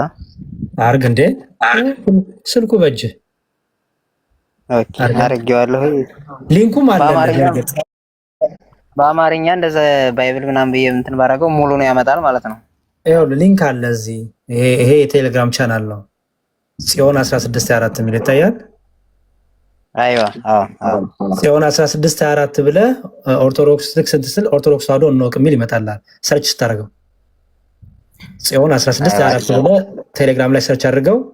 ከዛ ስትጽፈው እንዲህ ብሎ ይመጣልሃል። ላሳየቀው ለምሳሌ ጽዮን 1624 አየው። ልክ ጽዮን 1624 ስትል ቆይ እንደዚህ ይመጣልሃል። አየው። ወይ ከፈለክ አትን ጨምረ አት የምትለዋን ወይ ደግሞ አት ሳትጨምር ጽዮን 1624 ብትል እንደዚህ ኦርቶዶክስ ተዋሕዶ እንወቅ ይላል። እሺ ችግር የለም። ከዛ ሰርች ስታደርገው ይመጣልሃል። እዚህ መጨረሻ ላይ አለለ ይኸውና መጽሐፉ የመጽሐፍ ቅዱሱ ሊንክ ስክሪንሾት አድርጌዋለሁ። ችግር የለም። ጥይት ነው እንደምታቀባብለው ጩኸቱ ምንድን ነው? እሺ እና ይኸው እዚህ ጋር አለለ። በቃ እዚህ ጋር ስትነካው እንዳለ መጽሐፉን ከዘፍጥረት ጀምሮ ያወጣላል ማለት ነው። እሺ አመሰግናለሁ ያሬድ። እሺ በርታ ወንድሜ። እሺ በዚህ አጋጣሚ በጣም አከብራችሁ መወዳችሁ ወንድሞች ያላችሁን በጣም አከብራችኋለሁ። በርቱ። በዚህው አገልግሎታችሁ እግዚአብሔር ይርዳችሁ። አሜን። ሁላችንም ይርዳን። አሜን። እሺ ወይ ታኦሪያም እያሳየክ ነው መሰለኝ። አይገስ ቆይ እስኪ ታኦሪያ። አይ በቃ ዌብሳይቱ ይሻላል። እንትን ምንድነው? እኔ አልመክርም ዲያቆን፣ አልመክረውም አፕሊኬሽን ማለት አፕሊኬሽን ይሄ አፕሊኬሽን የትኛውንም አፕሊኬሽን አብዛኞቹ እንትን ናቸው። ከሃርድ ኮፒ ጋር ሳስተያይ የሆነ የጎደለ ቃል አለ ምናምን፣ አንዳንድ አገላለጾች ይሳሳታሉ። ግን እንደው ከማጣት ካለማንበብ ይሻላል በሚለው ይሄኛው አፕሊኬሽን አይ ቲንክ ይሻላል ይመስለኛል። በተቻለ መጠን መጽሐፉን ብትገዛ ብታስመጣ መወር የተሻለ ነው። አፕሊኬሽኑም እዚህ አማራጭ ያዝ። እኔም ደግሞ የሰጠው ዌብሳይት አለ።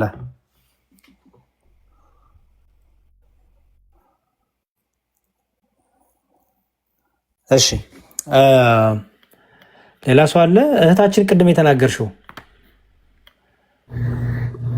እሺ ዲያቆን በድጋሚ ሰላም ለእናንተ ይሁን ብያለሁ። ዲያቆን እንዴት አለ? ደህና እግዚአብሔር ይመስገን። በጣም ደስ ይላል ሰላምታሽ እና እግዚአብሔር ይመስገን ደህና ነን። እንዴት ነሽ? አለን እግዚአብሔር ይመስገን። ዲያቆን በኦንላይን ንስሐ መያዝ ይቻላል? እኔ ለረጅም ጊዜ ተውጭ ወደ አረብ ሀገር ነው ያለሁት። ምንም አይነት ነገር የለም፣ ግን ነፍስያ ግን እረፍት እያገኘች አይደለም። በጣም እየተጨነኩ ነው ያለሁት። ሰው ምንድነው? የት ሀገር ነው ያለሽው? ሳውዲ አረቢያ። አይ ሳውዲ ቤተክርስቲያን የለም። በእርግጥ ትክክል። ሰው ምንድነው የምታደርጊው መሰለሽ? ቤተክርስቲያን ሚዩት አድርጊልኝ፣ ቆይ የሆነ ድምጽ ይደጋግማል። ቤተክርስቲያን ምንም አቅራቢያ የሌለው ሰው፣ ምንም አባት የማያገኝ ሰው፣ ለምሳሌ ልክ እንደ ሳውዲ ሀገር ያለ የሚኖር ሰው አጠገቡ አባት ማግኘት አይችልም። ቤተክርስቲያንም የለም። ስለዚህ ምንድነው ማድረግ ያለበት? ኢትዮጵያ ያሉ አባቶች ካሉ የሚያውቃቸው በቤተሰብ ያሉ የንስሐ አባቶች ካሉ እንደዚህ የምታውቂያቸውን ሰዎች እንዲያገናኙች ታደርጊያለሽ። ከኛ አባት ጋር አትሊስት በስልክ ያለውን ነገር ህይወትሽን ያለውን ታማክራቸዋለሽ እንደ ልጅ። ከዛ በኋላ እንግዲህ ቀጥሎ ያለውን ነገር እሳቸውም አባታዊ ምክር ያድርጌም በዚህ አድርጊ እያሉ ያበረቱሻል ማለት ነው። ስለዚህ መጀመሪያ ከንሳው ያለውን ታማክራቸዋለሽ ምክር ያድርጌም በዚህ አድርጊ እያሉ ያበረቱሻል ማለት ነው። ስለዚህ መጀመሪያ ከንሳው በፊት ራሱ አንድ አባት ማግኘቱ ማውራቱ ራሱ በጣም ትልቅ ነገር ነው። ምክንያቱም በኋላ ነው ደግሞ ንስሐው መግባቱ የሚመጣው። መጀመሪያ እስቲ አባት ያዥና አትሊስት ከዛ በኋላ ወይ የሚቀርብሽ አላቅም። አሁን ከሳውዲ ውጭ ያሉ እነ ዱባይ ሌሎችም ሀገሮች ቤተክርስቲያን እንዳለ አውቃለሁ። ስለዚህ ከነሱ የምታውቂውም ሰው ካለ አባት እንዲያገናኙሽ፣ ግን የሚታወቁ አባት ኦልሬዲ ልጆች ያሏቸው የተመሰከረላቸው ጥሩ እረኛ የሆኑ ጥሩ አባት የሆኑ አባት ደግሞ ቢሆኑ መልካም ነው። ምክንያቱም ትክክለኛ አባት እንድታገኝ ማለት ነው። ትክክለኛ አባት እዚህ ቲክታክ ላይ አንዳንዴ የሚሸውዱ ስላሉ ከመርካቶ ልብስ ገዝተው መስቀል ይዘው ይመጡና ቄስ ነኝ አባት ነኝ እያሉ የሚሸውዱ አሉ። የቤተክርስቲያኗን ስም ለማጥፋት የቤተክርስቲያኗ ሳሾማቸው ግን ልብስ ለብሰው አባገሌ ብለው ራሳቸውን ስም ጠርተው ግን በውስጣቸው ግን ሌላ ዓላማ የያዙ ሰዎች ስላሉ፣ ስለዚህ አንቺ ምን ታደርጊያለሽ? በምታውቂው ሰው በምታውቂው ሰዎች አባቶች እንድታገኝ ብታደርጊ። ኢትዮጵያ የምታውቂው ሰው አለ ቤተሰብ? ዲያቆንን ያለሁበት ገጠር ስለሆነ ማንንም ማግኘት አልችልም። ሳውዲ አይደለም ያልኩሽ፣ የሳውዲ ሳይሆን ኢትዮጵያ የምታውቂው ሰው አለ? ኢትዮጵያን ገጠር ነው የምትኖሪው? ገጠር ስለሆነ ያው የገጠርን ነገር ደግሞ ያው እንግዲህ የሚያውቅ ነው የሚያውቀው። ገባ ብዙም እንደዛ አይደለም። ለዛ እሺ፣ ችግር የለውም። ምን አደርጋለሁ መሰለሽ? ፎሎ አድርጊኝ በቃ። እኔ እና አንቺ በውስጥ እንጨርሳለን። እሺ ዲያቆን፣ እኔ ራሱ አገናኝሻለሁ። ምንም ችግር የለውም። ማለሽ ለእኔ ተይኝ።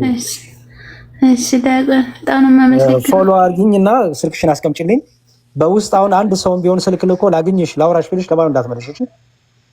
እኔም ቆይቻለሁ። ትምህርት እንከታተላለሁ። ጊዜ ገብተህ በምወጣ ሰዓት ስትወጣ ነው የምወጣው። እከታተላለሁ። ዲያቆን ቆይቻለሁኝ። እሺ ነው ያልኩሽ መሰለሽ። አሁን እኔና አንቺ ያወራነው ቁጭ ብሎ ብዙ ሰው ሰምቷል። ስለዚህ አሁን በውስጥ የሚጽፉልሽ ካለ በቲክታክ እኔ ላገናኝሽ ስልክ ስጪ ምናምን ስልክ ልስጥሽ የሚሉ ሰዎች ካሉ አሁን ለጊዜው ቆይ በያቸው፣ ከኔ ጋር ብቻ አውሪ እሺ። ከዛ በኋላ እኔ ከማገናኝ ሰዎች ጋር አገናኝሻለሁ። ሁሉ ሰው በቅንነት የሚያስብ የለም ታውቂያለሽ። ስለዚህ አንቺ እህቴን እኔ መጠበቅ አለብኝ አይደለ? ማገዝ አለብኝ። እሺ እግዚአብሔር ይስጥልኝ። እሺ ሳወለላ ላ ቤንጂ ሳወለላ ላ ወለላ አይ ላይ ቆየኝና እሺ፣ አመሰግናለሁ። እጥፍልሃለሁ። እሺ ላይ ቆየኝ። ምንም ችግር የለም።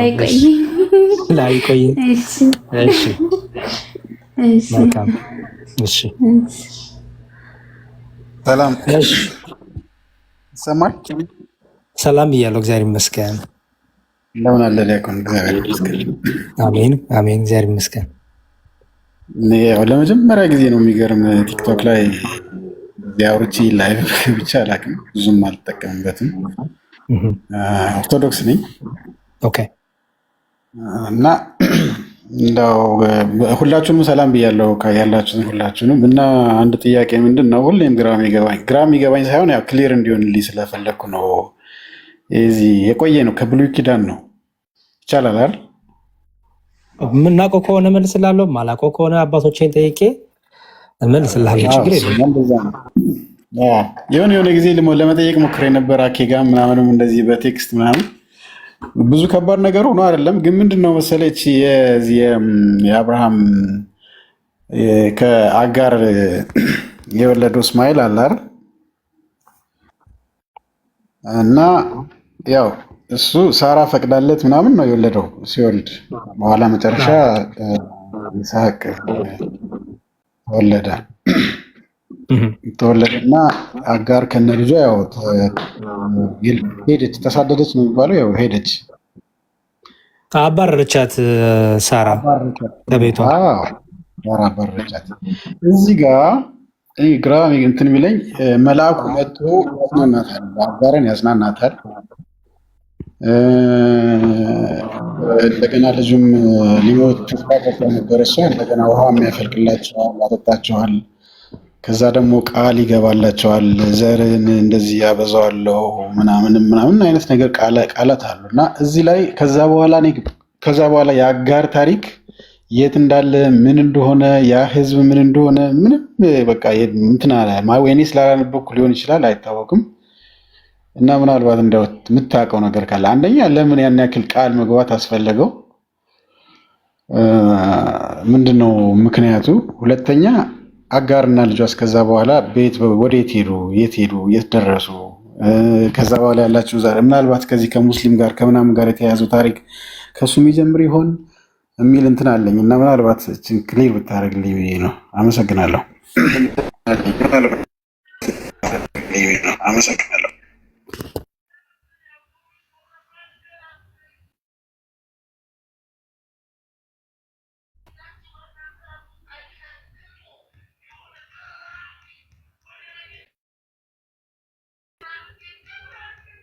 ጨርሻለሁ እኔ።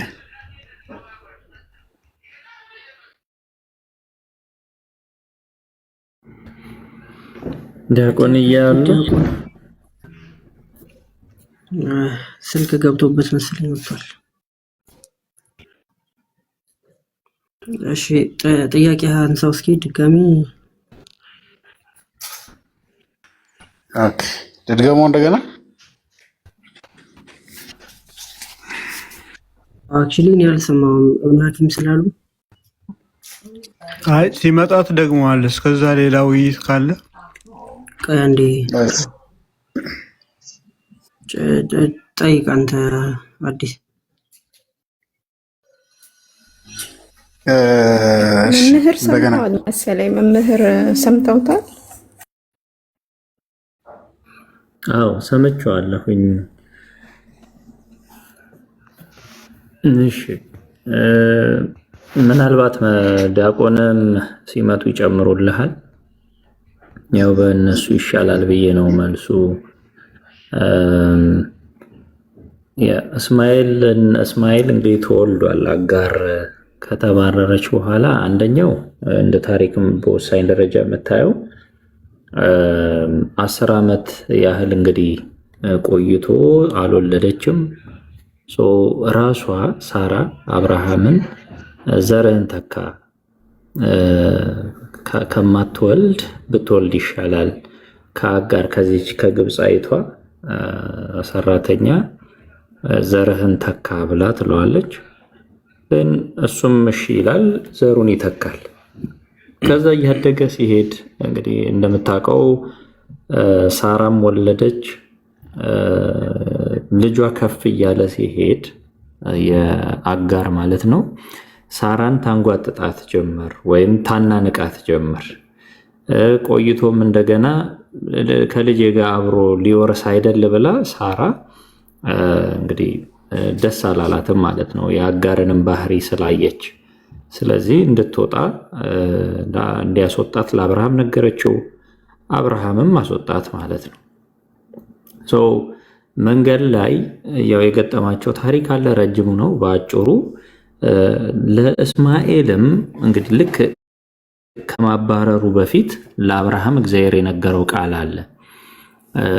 እስማኤልን አባረው መባረክ በያዕቆብ ይቀጥላል ነው ያለው። ይሄ በቃ ቁልጭ ያለ የተቀመጠ ነገር ነው። የተገባው ቃል ኪዳን የሚቀጥለው በማን ነው? በያዕቆብ ነው። ማን ነው? በይስሐቅ ነው። በይስሐቅ ነው። ግን እስማኤልን ቢሆንም ታላቅ ሕዝብ አደርገዋለሁኝ ብሎ ቃል ገብቷል። ታላቅ ሕዝብ ሆኗል ማለት ነው። እንደ አበዛዋለሁ ብሏል፣ አብዝቶታል። ታላቅ ሕዝብ ይሆናል ብሎታል፣ ታላቅ ሕዝብ አድርጎታል።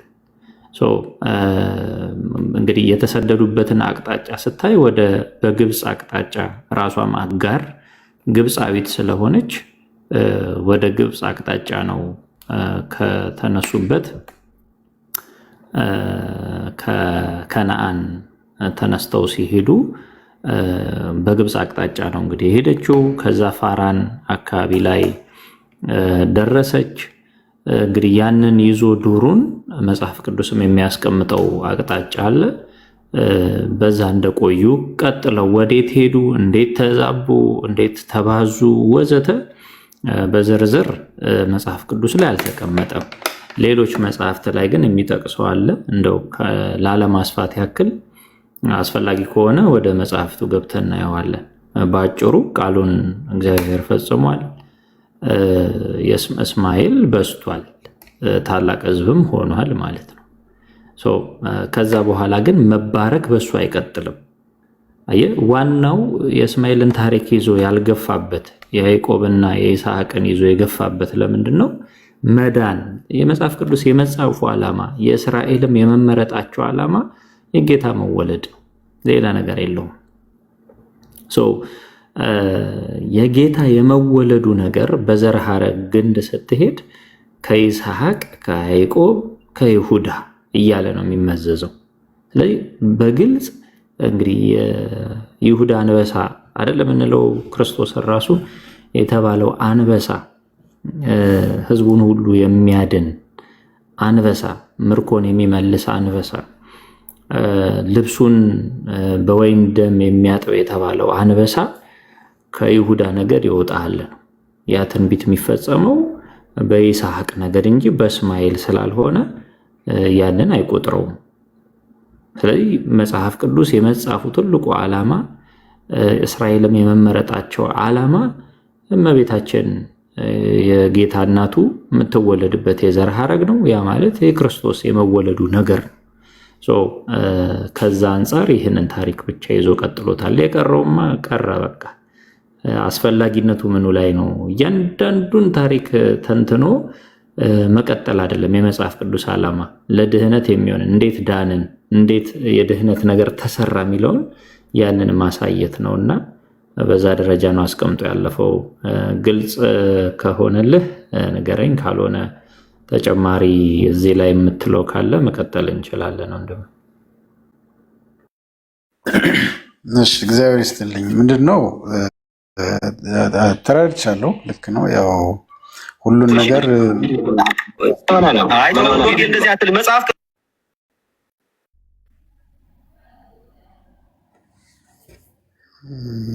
ልቀጥል። መጽሐፍ ቅዱስ ላይ ሁሉም ነገር መጻፍ የለበትም። እውነት ነው፣ እኔም አምናለሁ በሱ። ግን ምናልባት እንትን ያለኝ ይሄ ቃል የተገባው ነገር መብዛቱ ነው እና መልአኩን ልኮ ቃል የገባው ምናምን ወይ ምናልባት በዛው እስከዚህ እንድትጽናና ስለፈለገ ሊሆን ነው ወይ? አሁንስ መምህር ታላቅ ሕዝብ አድርጎታል ያሉኝ የትኛው ነው ታላቁ ሕዝብ የምንለው? ምናልባት መጽሐፍ ምናምን ያሉት ካለ እሱን ይጠቁሙኝና እኔም ጊዜ ሳገኝ የተወሰነ አነባዋለሁ። እሱም ሌላ ተጨማሪ ካለ ምንም እንደዚህ ከበድ ለማለት ሳይሆን ግልጽ እንዲሆንልኝ ለማለት ነው እንጂ ከዛ በኋላ ያለ እንትን ስለሆነ ነው እንጂ እና ቃል አገባቡ ቃል ልክ ጌታ ለአብርሃም የገባለትን ቃል ተመሳሳይ ነው ለእሱም ኦልሞስት የተገባለት። በኋላ ግን ጌታ የተወለደውም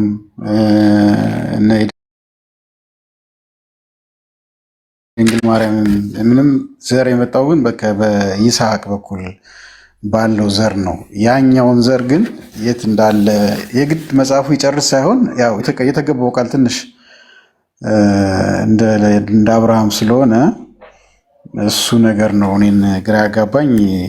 ይሄ ነው። እሺ፣ በመጽሐፍ ቅዱስ ደረጃ ያሉትን እናያቸውና ብዙ ጊዜ ይሄኛው ላይ ያው ሙስሊሞች ሞር የሚጠይቁበት ጥያቄም ነው። እንግዲህ የአረቡን ዓለም በተለይ አረብ ረጅም ነው። በዛ ጊዜ የአረብ በረሃ ራሱ በጣም ትልቅ ነው። መካና መዲናን ለማቀራረብ ሲባል የሚካሄድበት ርቀት አለ። ማየቱ ጥሩ ነው፣ ለሌላውም እውቀት ስለሚሆን ጥቅሶች እያነሳሁኝ አስቀምጣለሁ። ተከታተሉኝ። እሺ፣ አብረቼ እያሳየዋችሁ ልሂድ።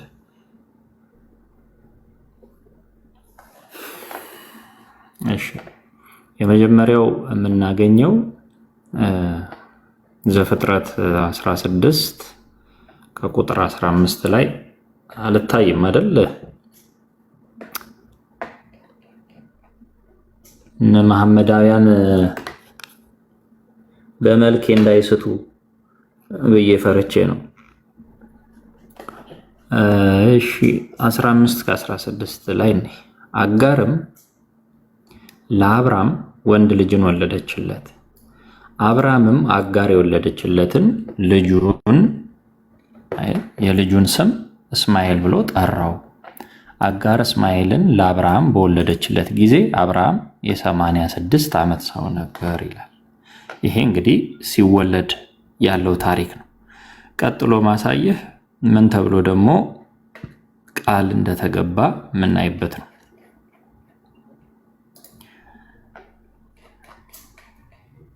እሺ ቁጥር 19 ምዕራፍ 17 ቁጥር 19 ላይ እንዲህ ይላል፣ እግዚአብሔርም አለ በእውነት ሚስት ሳራ ወንድ ልጅን ትወልድልሃለች፣ ስሙንም ይስሐቅ ብለህ ትጠራዋለህ። ከእርሱ በኋላ ለዘሩ የዘላለም ቃል ኪዳን እንዲሆን ቃል ኪዳኔን ከእርሱ ጋር አቆማለሁ። ቅድም ያልኩ የተገባው ቃል ኪዳን የመዳን ቃል ኪዳን ከማን ጋር? ከይስሐቅ ጋር።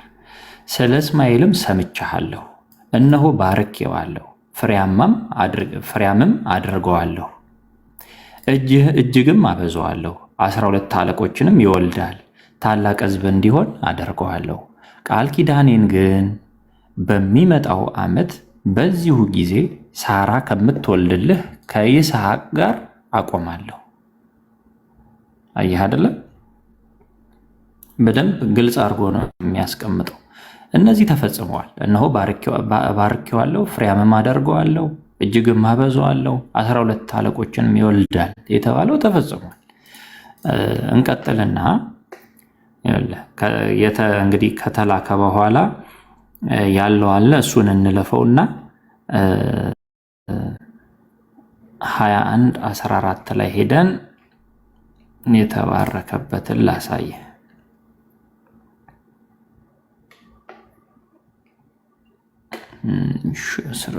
እስከ 19 ባለው እናገኘዋለን። አብርሃምም ማልዶ ተነሳ፣ እንጀራንም ወሰደ፣ የውሃ ቁማዳንም ለአጋር በትከሻዋ አሸከማት። ብላቴናውንም እንደዚህ ጠበብል አድርገህ እንዲገባ በደም ብላቴናውንም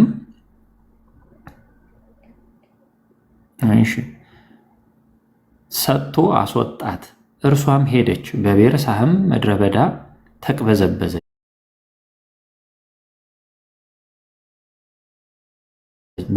በቤርሳቤህም ምድረ በዳ ተቅበዘበዘች፣ ውሃውም ከአቁማዳው አለቀ። ብላቴናውንም ከአንድ ቁጥቋጦ በታች ጣለችው። እርሷም ሄደች፣ ብላቴናው ሲሞት አልየው ብላ ቀስት ወርውር የሚደርስበትን ያህል ርቃ በአንጻሩ ተቀመጠች። ፊት ለፊትም ተቀመጠች፣ ቃሏንም አሰምታ አለቀሰች። እግዚአብሔርም የብላቴናውን ድምፅ ሰማ። የእግዚአብሔርን መልአክ ከሰማይ አጋር እንዲል ሲል ጠራት። አጋር ሆይ ምን ሆንሽ? እግዚአብሔር የብላቴናውን ድምፅ ባለበት ስፍራ ሰምቷልና አትፍሪ። ተነሺ፣ ብላቴናውንም አንሺ፣ እጅሽንም በእርሱ አጽኒው፣ ትልቅ ሕዝብ አደርገዋለሁና። እግዚአብሔርም ዓይኗን ከፈተላት፣ የውሃ ጉድጓድንም አየች። ሄዳም አቁማዳውን በውሃ ሞላች፣ ብላቴናውንም አጠጣች። እግዚአብሔርም ከብላቴናው ጋር ነበረ፣ አደገም፣ በምድረ በዳም ተቀመጠ። በየት ተቀመጠ ይላል ወንድማችን? እዚህ ጋር ያው በምድረ በዳ። የትኛው ምድረ በዳ? መጀመሪያ የት ነበሩ? በቤርሳቤህ ምድረ በዳ። በቤርሳቤህ ምድረ በዳ በፋራን ተመልከት። ከዛ ቀጥሎ ቁልጭ አድርጎ ያስቀምጠዋል። በፋራን ምድረ በዳም ተቀመጠ። ካደገ በኋላ ምን ሆነ? ቀስተኛ ሆነ። በፋራን ምድረ በዳ ተቀመጠ። እናቱም ከምድረ ግብፅ ሚስት ወሰደችለት። አየህ አይደለ? ፋራንና ግብፅ ቅርብ ለቅርብ ናቸው። ስለዚህ እናቱ ከሀገሯ ግብፅ ሚስት ወሰደችለት። በዚያም ዘመን አቢሜሌክ ከሙሽራው ወዳጅ እያለ ይቀጥላል። ቀጥሎ እንግዲህ እዚህ ድረስ ካየን መጨረሻ ላይ አካባቢ ያሉትን ላሳየ። ያ ማለት ዘፍጥረት ለምሳሌ 25 ላይ ስንሄድ 12 ልጆች መወለዱን ደግሞ ላሳይ። የተባረከው ተፈጽሟል። እዛው ላይ የተቀመጡትን ላሳየ። የሳራ ባሪያ ግብፃዊቱ አጋር ለአብርሃም የወለደችው የአብርሃም ልጅ የእስማኤል ትውልድ ይህ ነው። የእስማኤልም ልጆቹ ስም በየስማቸው በየትውልዳቸው እንዲህ ነው። የእስማኤል የበኩር ልጁ ነባዮት፣ አየህ፣ ነባዮት የበኩር ልጅ፣ ቄዳር፣ ነብዳኤል፣ መብሳም፣ ማስማ፣ ዱማ፣ ማሳ፣ ኩዳን፣ ቴማን፣ ኢጡር፣ ናፌስ፣ ቄድማ። የእስማኤል ልጆች እነዚህ ናቸው። ስማቸውን በየመንደራቸውና በየሰፈራቸው ይህ ነው። በየወገናቸውም 12 አለቆች ናቸው። ተመልከት፣ አሁን ከነቦታው ነው የምናነሳው። እስማኤልም የኖርበት የዕድሜው ዘመን 137 ዓመት ነው። ነፍሱን ሰጠ፣ ሞተም፣ ወደ ወገኖቹም ተከማቸ። መኖሪያቸውም ከኤውላጥ አንስቶ በግብፅ ፊት ለፊት ከምትገኝ እስከ ሱር ድረስ ወደ አሶር በምትደርሰው መንገድ ላይ ነበረ። ቁልጭ ያለ ነገር ነው። ይኸውልህ መኖሪያቸው እንግዲህ እነዚህ 12ቱ ትውልዶች የኖሩት መኖሪያቸው ቤት ነበር። ከኤውላጥ አንስቶ በግብፅ ፊት ለፊት እስከምትገኝ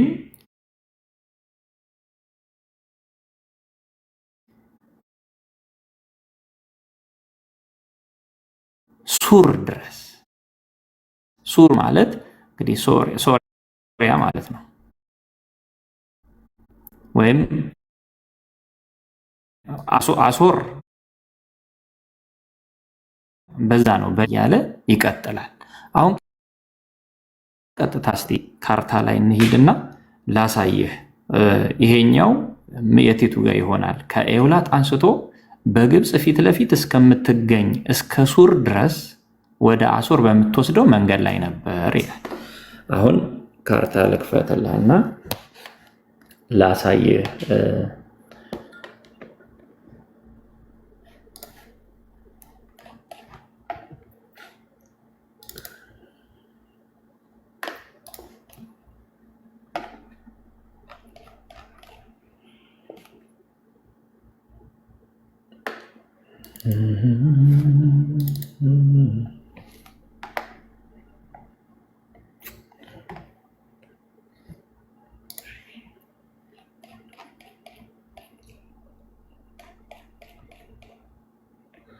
እሺ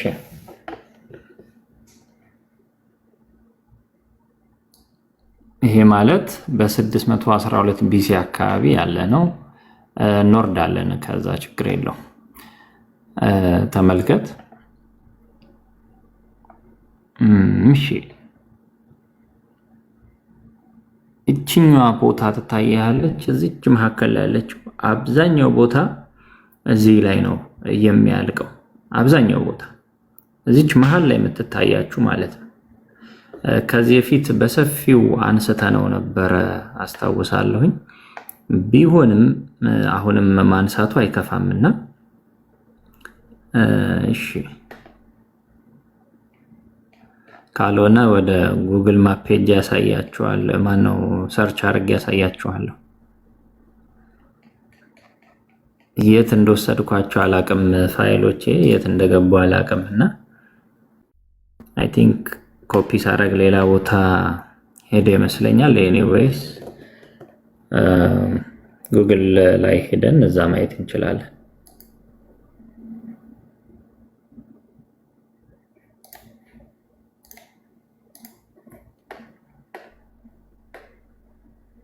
አስገቧቸው። እነ ብሩኬ አሉ ከታች።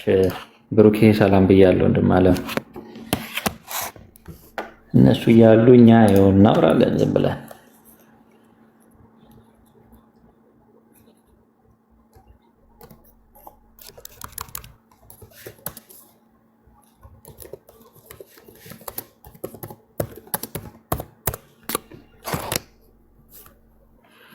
እሺ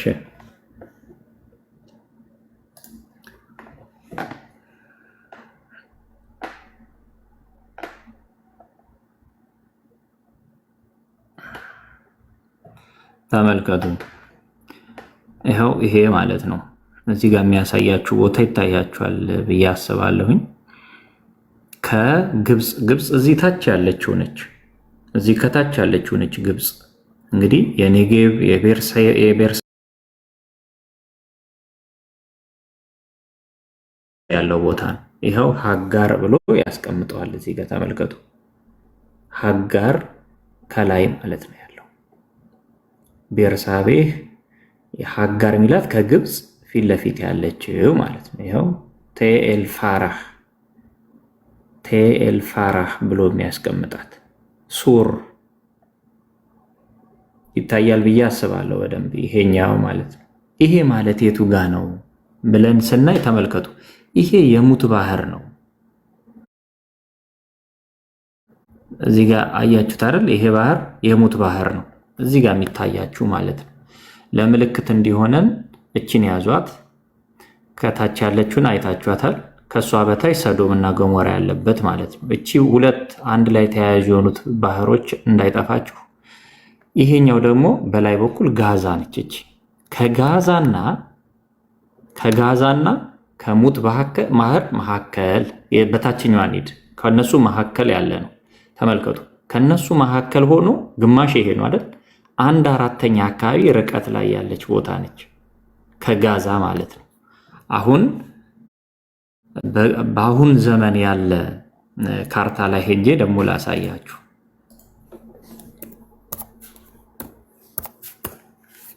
ሙስሊሞች ኡስታዞች ካላችሁ ገብታችሁ በዚሁ ጥያቄ ማንሳት ትችላላችሁ። ትንሽ ደፈር ያላችሁ ማፕ የምታቁም ኡስታዞች ካላችሁ ገብታችሁ ጥያቄ ማቅረብ ትችላላችሁ። እሺ፣ ብዙ ጊዜ የሚሳሳቱትን በዚሁ ላንሳው። ከዚህ በፊትም አንስቼው ነበር። ተመልከቱ። ብዙ ሰው ማፕ የማያውቁ ሰዎች ይሄኛውን ሲያዩት እቺ ትሪያንግልን ሲያዩት በቃ ይሄ ይመስላችኋል። ብዙ ነገር የሚወራበት ቦታ ይሄ ትሪያንግል ይመስላችኋል። ይሄ ስህተት ነው። ይሄ ትሪያንግል ራሱ ሳውዲ አረቢያ ምናምን መካ፣ ጅዳ ምናምን ያለበት ኤሪያ ነው። ይሄ ከመዲና አንስቶ ማለት ነው። ይሄ አይደለም። የመን ድረስ የሚወርደው ይሄ አይደለም። በነገራችን ላይ ይሄ 3 ማዕዘን አይደለም። ይሄ 3 ማዕዘን ነው። እዚህ ጋር ያለችው ነች 3 ማዕዘኗ እቺ ነች። አያችኋት? እቺ ኤሪያ ነች። ይሄ አይደለም። ብዙ ኡስታዞች ተሸውደው ሌላውንም ሲያሳስቱ እናያለን። እና ይሄ ትልቁ 3 ማዕዘን አይደለም። ይሄ የመን፣ ኦማን ምናምን ሳውዲ አረቢያ ያሉበት ኤሪያ ነው። ዋናው ኤሪያ ይሄ ነው። እቺ ቀረብ ስትል ያለችው እቺ 3 ማዕዘን ነች። ዋናዋ የሁሉ መገናኛ የሆነችው ቦታ ማለት ነው። በዚህ ተወለዱ ብሎ የሚያወራላት ቦታ እቺ ነች። አሁን ተመልከቱ። ካይሮ እንግዲህ በዚህ ሳይድ ነው እንደምታዩት፣ ግብጽ ነው። ይሄ በስተግራ በኩል ያለው ግብጽ ነው። ይሄው ይሄን አያችሁት? ካይሮ የሚለው ይሄ ግብጽ ነው። ከሱ ፊት ለፊት ጋዛ ስትሪፕ አያችሁት? ይሄ ጋዛን ከተማዋን አያችኋት? ይሄ ጋዛ ሰርጥ ደግሞ አለ። አሁን ጋዛን ያዙና ከጋዛ የት ድረስ ብለናል? እቺ የሙት ባህር ከታች ያለችዋ ባህር አላለም? ሰዶምና ገሞራ የሚሄድባት እሷ ባህር ድረስ ስናሰምር 1/4 ብለናል አይደል? አሁን ባለው አካባቢ እዚህ አካባቢ ማለት ነው። እሱ ደግሞ ቁጭ ብሎ ታገኙታላችሁ። ይኸውላችሁ ቤርሳባ የሚለው ቤርሳቤህ ማለት ነው። ቤርሳቤህ የሚለው ቤርሳቤህ ነው። እዚህ ጋር ቀረብ ስትሉ ይሄ አካባቢ ማለት ነው። ይሄ አካባቢ ማለት ነው። ይኸውላችሁ ይሄ አካባቢ ማለት ነው። ስለዚህ እዚህ አካባቢ ነው የነበሩት። እዚህ አካባቢ ነው። ስለዚህ እስማኤላውያን ተብለው የሚጠሩት ሞስት ኦፍ ደም በግብፅና በእስራኤል መካከል ያለው ከቤርሳቤ ከፍ ብሎ ያለው እዚህ አካባቢ የተቀመጡ ናቸው እንጂ በታችኛው ሰርጥ በኩል ያሉ አይደሉም። ይሄ ምን ያህል ርቀት እንዳለው ተመልከቱ። አሁን የምናወራው እዚህ ውስጥ ነው። እዚህ 3 ማዕዘኗ ውስጥ ነው የምናወራው። ከዚህ አንስተን ይሄ ቀይ ባህር ማለት ነው። ቀይ ባህር ነው። ይሄ ቀይ ባህር ነው። ይሄ እቺ ካይሮ ግብጽ ነች። በዚህ በኩል ደግሞ ስንመጣ ጆርዳን ወዘተ ያሉበት የአረብ በረሃ ነው። አረብ ማለት በነገራችን ላይ መካ መዲና አይደለም። መካ መዲና አሁን ላይ በአረብ ደረጃ የተካተቱ ወይም የሚካተቱ ናቸው። በበፊት ግን ይሄ አረብ በረሃ የሚባለው ዘላኖች የነበሩበት አካባቢ ነው እንጂ የእስማኤል ነገር ተብሎ አይደለም። እንደውም ለቃየል ይቀርባሉ ቢባል ይሻላል። ምክንያቱም በዚህኛው አቅጣጫ በስተደቡብ የቃየል ልጆች ነው ያሉት፣ ተቅበዝባዥ የተባሉት ማለት ነው። በዚህ አቅጣጫ ስንመጣ ተመልከቱ፣ በዚህ አቅጣጫ ስንመጣ ያለ ነው። አሁን ምን ያህል ሩቅ እንደሆነ አስቡት። እዩት፣ መዲና መካ እንደዚህ ካርታ ላይ ሲታይ እንደው ቅርብ ለቅርብ ይመስላል። እዩት፣ መካ እዚህ ነው ያለው፣ እዚህ ላይ ነው ያለው። ለመካ ከሚቀርብ ይልቅ ለእንግሊዝ ይቀርባል። ለእንግሊዝ እንደው ለእንግሊዝ ልበለው እንጂ ለአውሮፓ ይቀርባል። ይሄ አካባቢ ይሄ የሀጋር የነበረችበት አካባቢ ከመካ ይልቅ ለአውሮፓ የሚቀርብ ነው። ከመካ ይልቅ እንደው ለማን ልበላችሁ ለቱርክ በዚህ በኩልም ከሄዳችሁ ደግሞ ለሱዳን የሚቀርብ ቦታ ብላችሁ ያዙት እና ወይም እኩል የሆነ ቦታ ከሱዳን ጋር ማለት ነው። በዚህ ደረጃ ያለ ቦታ ነውና በጣም የተራራቀ ወደ 400,000 ካልተሳሳትኩኝ አካባቢ ኪሎ ሜትር ርቆ የሚገኘው 400 አይደለም አይ ቲንክ 400 በጭራሽ አይደለም። ኪሎ ሜትሩ ረስቼው ያን ያህል አይሄድም። በጫማ ነው እንጂ በኪሎ ሜትር ያን ያህል አይሄድም። ፕሮባብሊ 1000 አካባቢ ወይ 800 ምናምን አካባቢ ኪሎ ሜትር ቢሆን ያን ያህል ርቀት ያለው ቦታ ነው ማለት ነው። ግልጽ ነው ወንድሜ? አዎ ግልጽ ነው። በደንብ ይገባኝ። ከጨረስክ መቀጠል።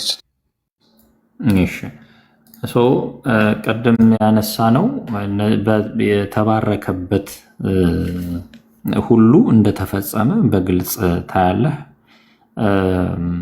እሱም እንደተባረከ ኋላም እንደሞተ አብርሃምም እንግዲህ በአብርሃም መቃብርም እንደኖረ ወዘተ ታየዋለህ።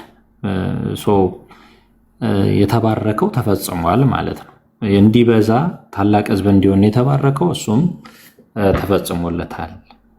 ጨርሻለሁኝ።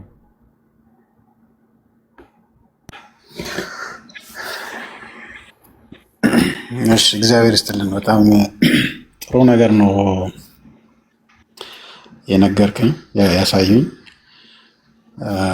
ያው ትንሽ እንደዚህ ዲቴል በደንብ ስላላየሁት ነው እንጂ እንዳልከውም በደንብ ተገልጿል መጽሐፍ ቅዱስ ላይ። ስለዚህ እኔ አሁን የተረዳሁት ያው ቃል ኪዳኑ የግድ በሳራ በኩል በህጋዊ ሚስቱ በሳራ በኩል የግድ ቃል ኪዳኑ መፈጸም ስላለበት በዛ በኩል ጌታ ቃሉን ፈጸመ።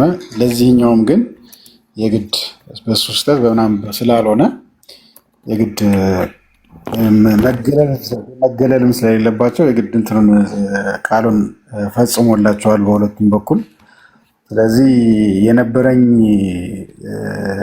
እንትን የተለየ ነበር፣ ከዚህ የተለየ ነው የነበረው ከአሁን በፊት የነበረኝ። ምናልባትም እንግዲህ ወደዛ የሄዱት እነሱ እንደ ምናምን ነገር ነው የነበረኝ። አሁን ግን በደንብ ገልጾልኛል። እግዚአብሔር ይስጥልን፣ እግዚአብሔር ያክብርልኝ። አመሰግናለሁ። አሚን ወንድም አለም። እንደው በዚሁ ማንሳተ ካልቀረ ጥሩ ፖይንት ስለሆነ ያነሳኸው፣ እስቲ ቃል ኪዳኑ እንዴት እንደቀጠለ ባጭሩ እንመልከት። የእግዚአብሔር ቃል ኪዳን ቅድም እንዳለው የክርስቶስ የመምጣቱ ነገር ስለሆነ የአብርሃም እንግዲህ ያው የታወቀ ስለሆነ እናልፈዋለን። የይስሐቅ ይኸው አሁን ያሳየው አለ ቅድም ያየነው 17 19 ላይ እንዲሁም 21 12 ላይ ማየት ይቻላል። በግልጽ ተቀምጦ ስለ ብላቴናው አትዘን፣ ሳራም የምትነግርህን ቃል ሁሉ ስማ፣ በይስሐቅ ዘር ይጠራልሃልና የባሕራይቱን ልጅ ደግሞ ሕዝብ አደርገዋለሁ ዘርህ ነውና እያለ ይቀጥላል። ግን ምንድነው የሚለው? ዘር ይጠራልሃል። ደግሞ ቅድም እንዳየነው ቃል ኪዳን የሚል ነው ከይስሐቅ ጋር ነው ብሎ ሁሉ ጫርጎ ያመጣዋል። ይስሐቅ ማንን ወለደ? ያዕቆብን ወለደ፣ ወይም እስራኤል ማለት ነው። እስራኤል ማለት ያዕቆብ ማለት እስራኤልን ወለደ። እስራኤል ታዲያ እንዴት ነው ቃል የተገባለት ስንል ተመልከቱ።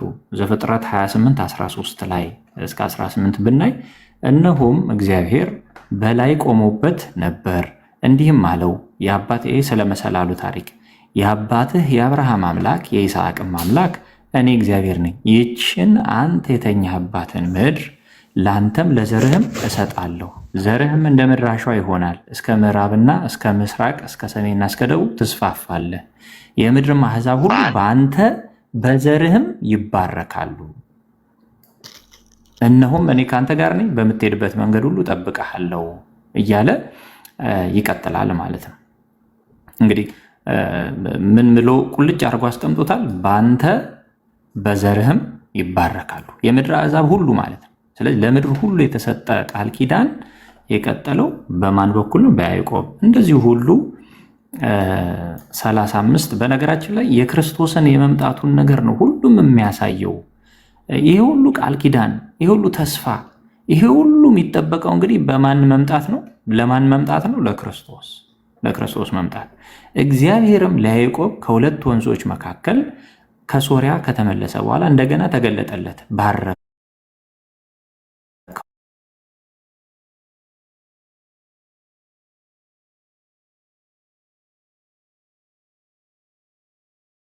ሁሉን ቻይ አምላክ እኔ ነኝ፣ ብዛ ተባዛም፣ ሕዝብና የአሕዛብ ማኅበር ከአንተ ይሆናል፣ ነገሥታትም ከጉልበትህ ይወጣሉ።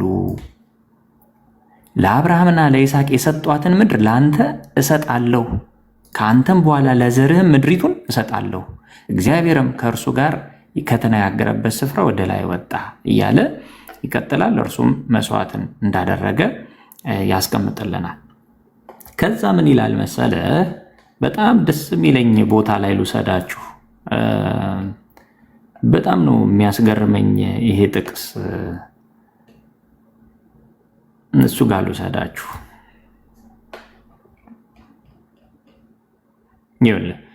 ይሁዳ ይላል። አሁን ከ12ቱ ልጆች መካከል ከእስራኤል 12 ልጆች መካከል አንዱ ይሁዳ ወንድሞችህ አንተን ያመሰግኑሃል።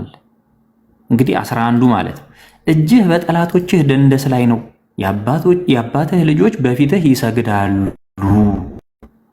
ይሁዳ የአንበሳ ደቦል ነው። ልጄ ሆይ ከአደንህ ወጣህ፣ እንደ አንበሳ አሸመቀ፣ እንደ ሴት አንበሳም አደባ። ያስነሳው ዘንድ ማን ይችላል? በመንግሥት ከይሁዳ አይጠፋም፣ የገዥም ዘንግ ከእግሮች መካከል ገዥ የሆነ እስኪመጣ ድረስ ክብር በሆና በጣም በደበቅ ነው የተቀመው። ገዥ የሆነ እስኪመጣ ድረስ የገዢ ዘንግ ከእግሮቹ አይጠፋም።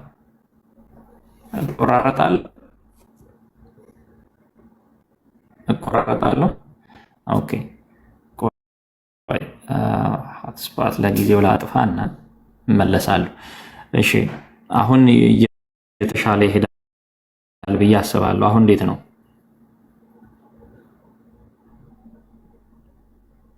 አሁን ይሰማል። ጥሩ ይመጣል ብዬ አስባለሁ። ግን አለው ትንሽ ይቆራረጣል። ተመልከት። ኧረ አሁንም ያው ነው ወይስ ይሻላል? አሁን ጥሩ ነው። አሁን እንዴት ነው? በጣም ጥሩ። በትረ መንግስት ከይሁዳ አይጠፋም፣ የገዥም ዘንግ ከእግሮቹ መካከል። የገዢ ዘንግ ማለት በነገራችን ላይ በተለያዩ እንትኖች አገላለጾች ይጠቀሳል። ይሄ በትረ የምንለው ማለት እኮ ነው። በትረ መንግስት የሚባለው ቦኩ የሚባል ሌላም አገላለጾች አሉት። በተለያዩ ባህሎች የተለያየ ስያሜ አላቸው። ይሄ በትረ መንግስት ማለት አሁን ቀረ እንጂ ድሮ የምታስታውሱ ከሆነ ህፃናት የሆነች በትር ነገር ይዛሉ አይደለ? ጫፏ ላይ ወይ አረንጓዴ ቢጫ ቀይ ያላት ወይ ባንዲራ ያለው አድርገው ማለት ነው። ያ ልማድ ነበረ። የገዥም ዘንግ የተባለው በቃ ንግስና ማለት ነው። ከእግሮቹ መካከል ማን እስኪመጣ ድረስ? ይሄ ሁሉ ገዢ የሆነው እስኪመጣ ድረስ፣ ክርስቶስ እስኪመጣ ድረስ ማለት ነው። የአሕዛብ መታዘዝም ለእርሱ ይሆናል። አያችሁ፣ እሱ ከመጣ በኋላ ምን የለም? ህዝብ አህዛብ የለም። ምክንያቱም አህዛብ ራሱ ታዛዦች ስለሚሆኑ ማለት ነው። አህዛብ ራሱ የቃል ኪዳን ሰዎች ስለሚሆኑ ውርንጫውን በወይን ግንድ ያስራል። እዚህ ጋር በደንብ እዩት። ውርንጫውን በወይን ግንድ ያስራል፣ የአህያይቱንም ግልገል በወይን አረግ። ተጭኖባቸው አልመጣም፣ በውርንጫ አልተጫነም፣ በአህያይቱስ ግልገል አልተጫነም። ሁለት እኮ ነው የነበሩት አህዮች። ሁለት አህዮች ነበሩ በነገራችን ላይ በሆሳና ላይ የተጫኑት። አንደኛዋ ውርንጫዋ ነች፣ አንደኛዋ ግልገሏ ነች። በወይን አረግ ልብሱን በወይን ያጥባል፣ መጎናጸፊያውንም በወይን ደም። ልብሱ መጎናጸፊያው በወይን ደም አልታጠበም። ወንጌል ላይ ሄዳችሁ ስታነቡ መጎናጸፊያው በወይን ደም፣ መልኩን አይተን እንወደው ዘንድ ደም ግባት አልባ ተብሎ የተነገረለት መጎናጸፊያውን አለበሱት፣ ልብሱን ተካፈሉ የተባለለት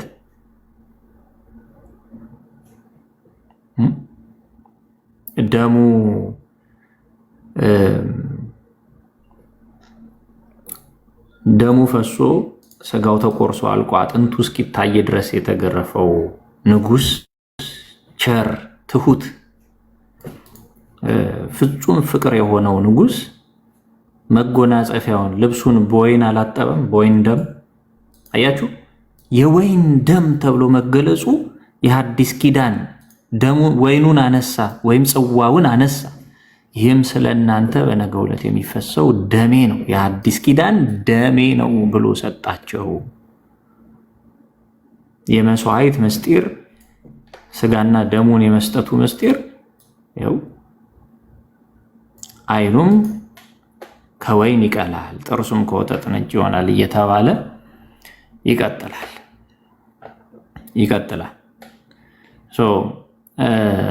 ይህ የተባለው ለማን ነው? ለይሁዳ። አያችሁ፣ በይሁዳ በኩል ሄደ ማለት ነው። ከዛስ ከይሁዳ ማን ይመጣል? ከይሁዳ ማን ይመጣል? ዳዊት እያለ ከዳዊት ሰለሞን ማን ነው እያለ ይቀጥላል ማለት ነው። እነዚህ ሁሉ አላቸው። ለምሳሌ ለዳዊት ብትሄዱ ዳዊት ላይም ደግሞ አስገራሚ ቃል አለ እንጂ እንደው እሱንም እኔ መቼም አንዴ ስለተነሳ እግዚአብሔር በፈቀደው እንቀጥልበት። ብዙ እንግዲህ ከእንትን ካልኩ አስቁሙኝ። እኔ ትንሽ የማውራት ችግር እኮ ችግር ነው። ካበዛው ታስቁሙኝ። መምህራንም ከገቡ እነሱ ቢቀጥሉ ይሻላል። ከተቆራረጥኩ ትነግሩኛላችሁ።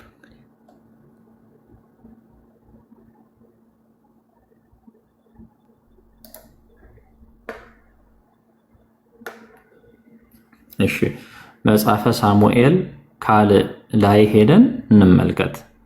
ምዕራፍ 7 ከቁጥር 12 እስከ 16 እንዲሁም መዝሙረ ዳዊት ላይ እንሄዳለን። ተመልከቱ።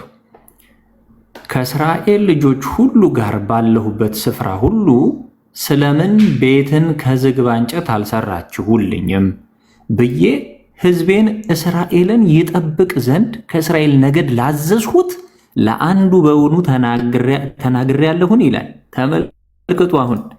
አሁንም ዳዊትን ባሪያዬን እንዲህ በለው፣ የሰራዊት ጌታ እግዚአብሔር እንዲህ ይላል፣ አንተ መንጋውን ስትከተል በሕዝቤ በእስራኤል ላይ አለቃ ትሆን ዘንድ ከበግ ጥበቃ ወሰድሁህ፣ በሄድክበትም ሁሉ ከአንተ ጋር ነበርሁ። የተመረጠበት ዓላማ በነገራችን ላይ ከበግ ጥበቃ መወሰዱም ትርጉም ስላለው ነው። ከእረኝነት ጠላቶች ለማዳን ማለት ከማዳኑ ጋር የተያዘ ስለሆነ ነው። ጠላቶችህንም ሁሉ ከፊትህ አጠፋሁ፣ በምድርም ላይ እንዳሉ እንደ ታላላቆቹ ስም ታላቅ ስም አደርግሃለሁ። ለሕዝቤም ለእስራኤል ስፍራ አደርግለታለሁ፣ እተክለውም አለው፣ በስፍራውም ይቀመጣል። ከዚያም በኋላ አይናወጥም። እንደ ቀድሞ ዘመንና በሕዝቤ በእስራኤል ላይ ፈራጆች እንዳስነሳውበት ጊዜ ግፈኞች ተመልሰው አያስጨንቁትም። ከጠላቶችህም አሳርፈሃለሁ፣ እግዚአብሔርም ደግሞ ቤት እሰራልሃለሁ ብሎ ይነግርሃል። ዕድሜህም በተፈጸመ ጊዜ ከአባቶችህም ጋር ባንቀላፋ ጊዜ ከወገብህ የሚወጣውን ዘርህን ከአንተ በኋላ አስነሳለሁ፣ መንግስቱንም አጸናለሁ። እርሱ ለስሜ ቤት ይሰራል፣ የመንግስቱም ዙፋን ለዘላለም አጸናለሁ። እኔም አባት ሆነዋለሁ፣ እርሱም ልጅ ይሆነኛል። ክፉ ነገርም ቢያደርግ ሰው በሚቀጣበት በትርና በሰው ልጆች መቀጫ ገስጸዋለሁ። ከፊቴም ከጣልሁት ከሳኦል እንዳራቅሁ ምሕረቴን ከእርሱ አላረቅም። ቤትህና መንግስትህም በፊቴ ለዘላለም ይጠነክራል፣ ዙፋንህም ለዘላለም ይጸናል። ከዳዊት ዙፋን ተብሎ የሚነገርለት ለዛ ነው። በአባቱም በዳዊት ዙፋን ይቀመጣል የተባለው ለዛ ነው። የዳዊት ዙፋን መጽናት ክርስቶስ ነው። ክርስቶስ ባይቀመጥ የዳዊት ዙፋን ጽናት የለውም። ክርስቶስ ግን ስለሚቀመጥበት ለዘላለም የጸና ተባለ፣ የጸና ሆነ። ምክንያቱም ክርስቶስ ንጉሥ ይመጣበታልና። ለዚህ ነው ንግስና በዘር የሆነው። በነገራችን ላይ በዘር የመጣው በዚህ ምክንያት ነው። በይሁዳ ቅድም ባልነው ተነስቶ ማለት ነው። እንደዚህ ቃል ሁሉ እንደዚህም ራእይ ሁሉ ናታን ለዳዊት ነገረው። ንጉሱ ዳዊትም ገባ፣ በእግዚአብሔር ፊት ተቀምጦ እንዲህ አለ፣ ጌታ እግዚአብሔር ሆይ እስከዚህ ያደረስከኝ እኔ ማን ነኝ ብሎ ጠየቀ ይለናል። አያችሁ አይደል? ግልጽ በሆነ ሁኔታ ለዳዊት የተቀባው ቃል ኪዳን ግልጽ ሆኖ ተቀምጧል። እንደዚሁ እያለ ለዳዊት ልጆች የተገባው ቃል ኪዳን ቀጥሎ ላሉትም ሁሉ ይልና መጨረሻ ላይ ለድንግል ማርያም የተነገረው ይመጣል ማለት ነው። ሉቃስ 1:26 ላይ የምናገኘው የእሷ መመረጥ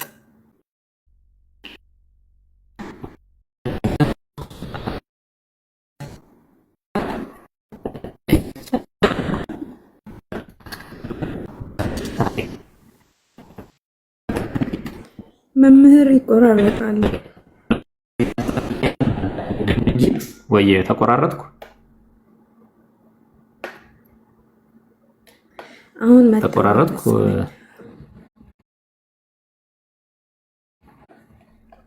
እሺ። እያንዳንዱ እንግዲህ ይቅርታ ከተቆራረጠ ጨርሻለሁኝ። እያንዳንዱ ትንቢት፣ እያንዳንዱ ታሪክ፣ እያንዳንዱ ምሳሌ በመጽሐፍ ቅዱስ በብሉይ ኪዳን የምናገኘው የክርስቶስን መምጣት ሁሉም የሚያስረዳ ነው። ከጊዜ አንጻር ነው ብናነሳው አይበቃም ነው እንጂ እያንዳንዷን ብናነሳት እጅግ የሚያስደንቅ ክርስቶስ የማዳኑን ስራ የገለጠበት ታሪክ ነው። ጥላ የተባለው ለዛ ነው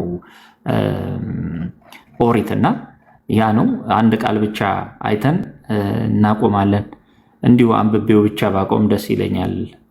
አንድ ወይ ሁለት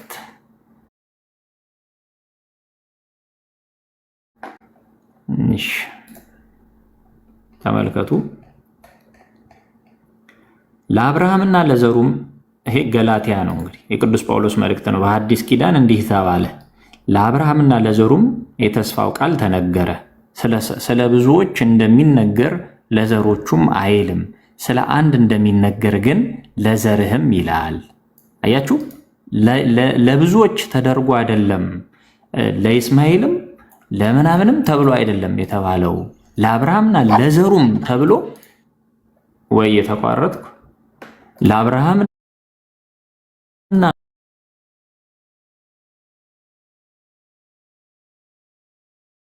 ስለ ብዙዎች እንደሚነገር ለዘሮቹም አይልም፣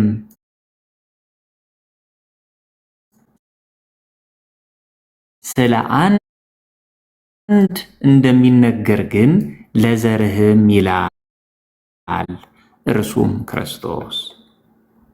አያችሁ፣ ክርስቶስ የሚመጣበትን እሱም ብቻ ሲያጠይቅ ማለት ነው። ይቀጥልና አንድ እንትንን የቅዱስ ጳውሎስን እንደዚሁ የሚያሳየንን እንይ። በሐዲስ ኪዳን ያ መፈጸሙን ብቻ እንድናይ ነው።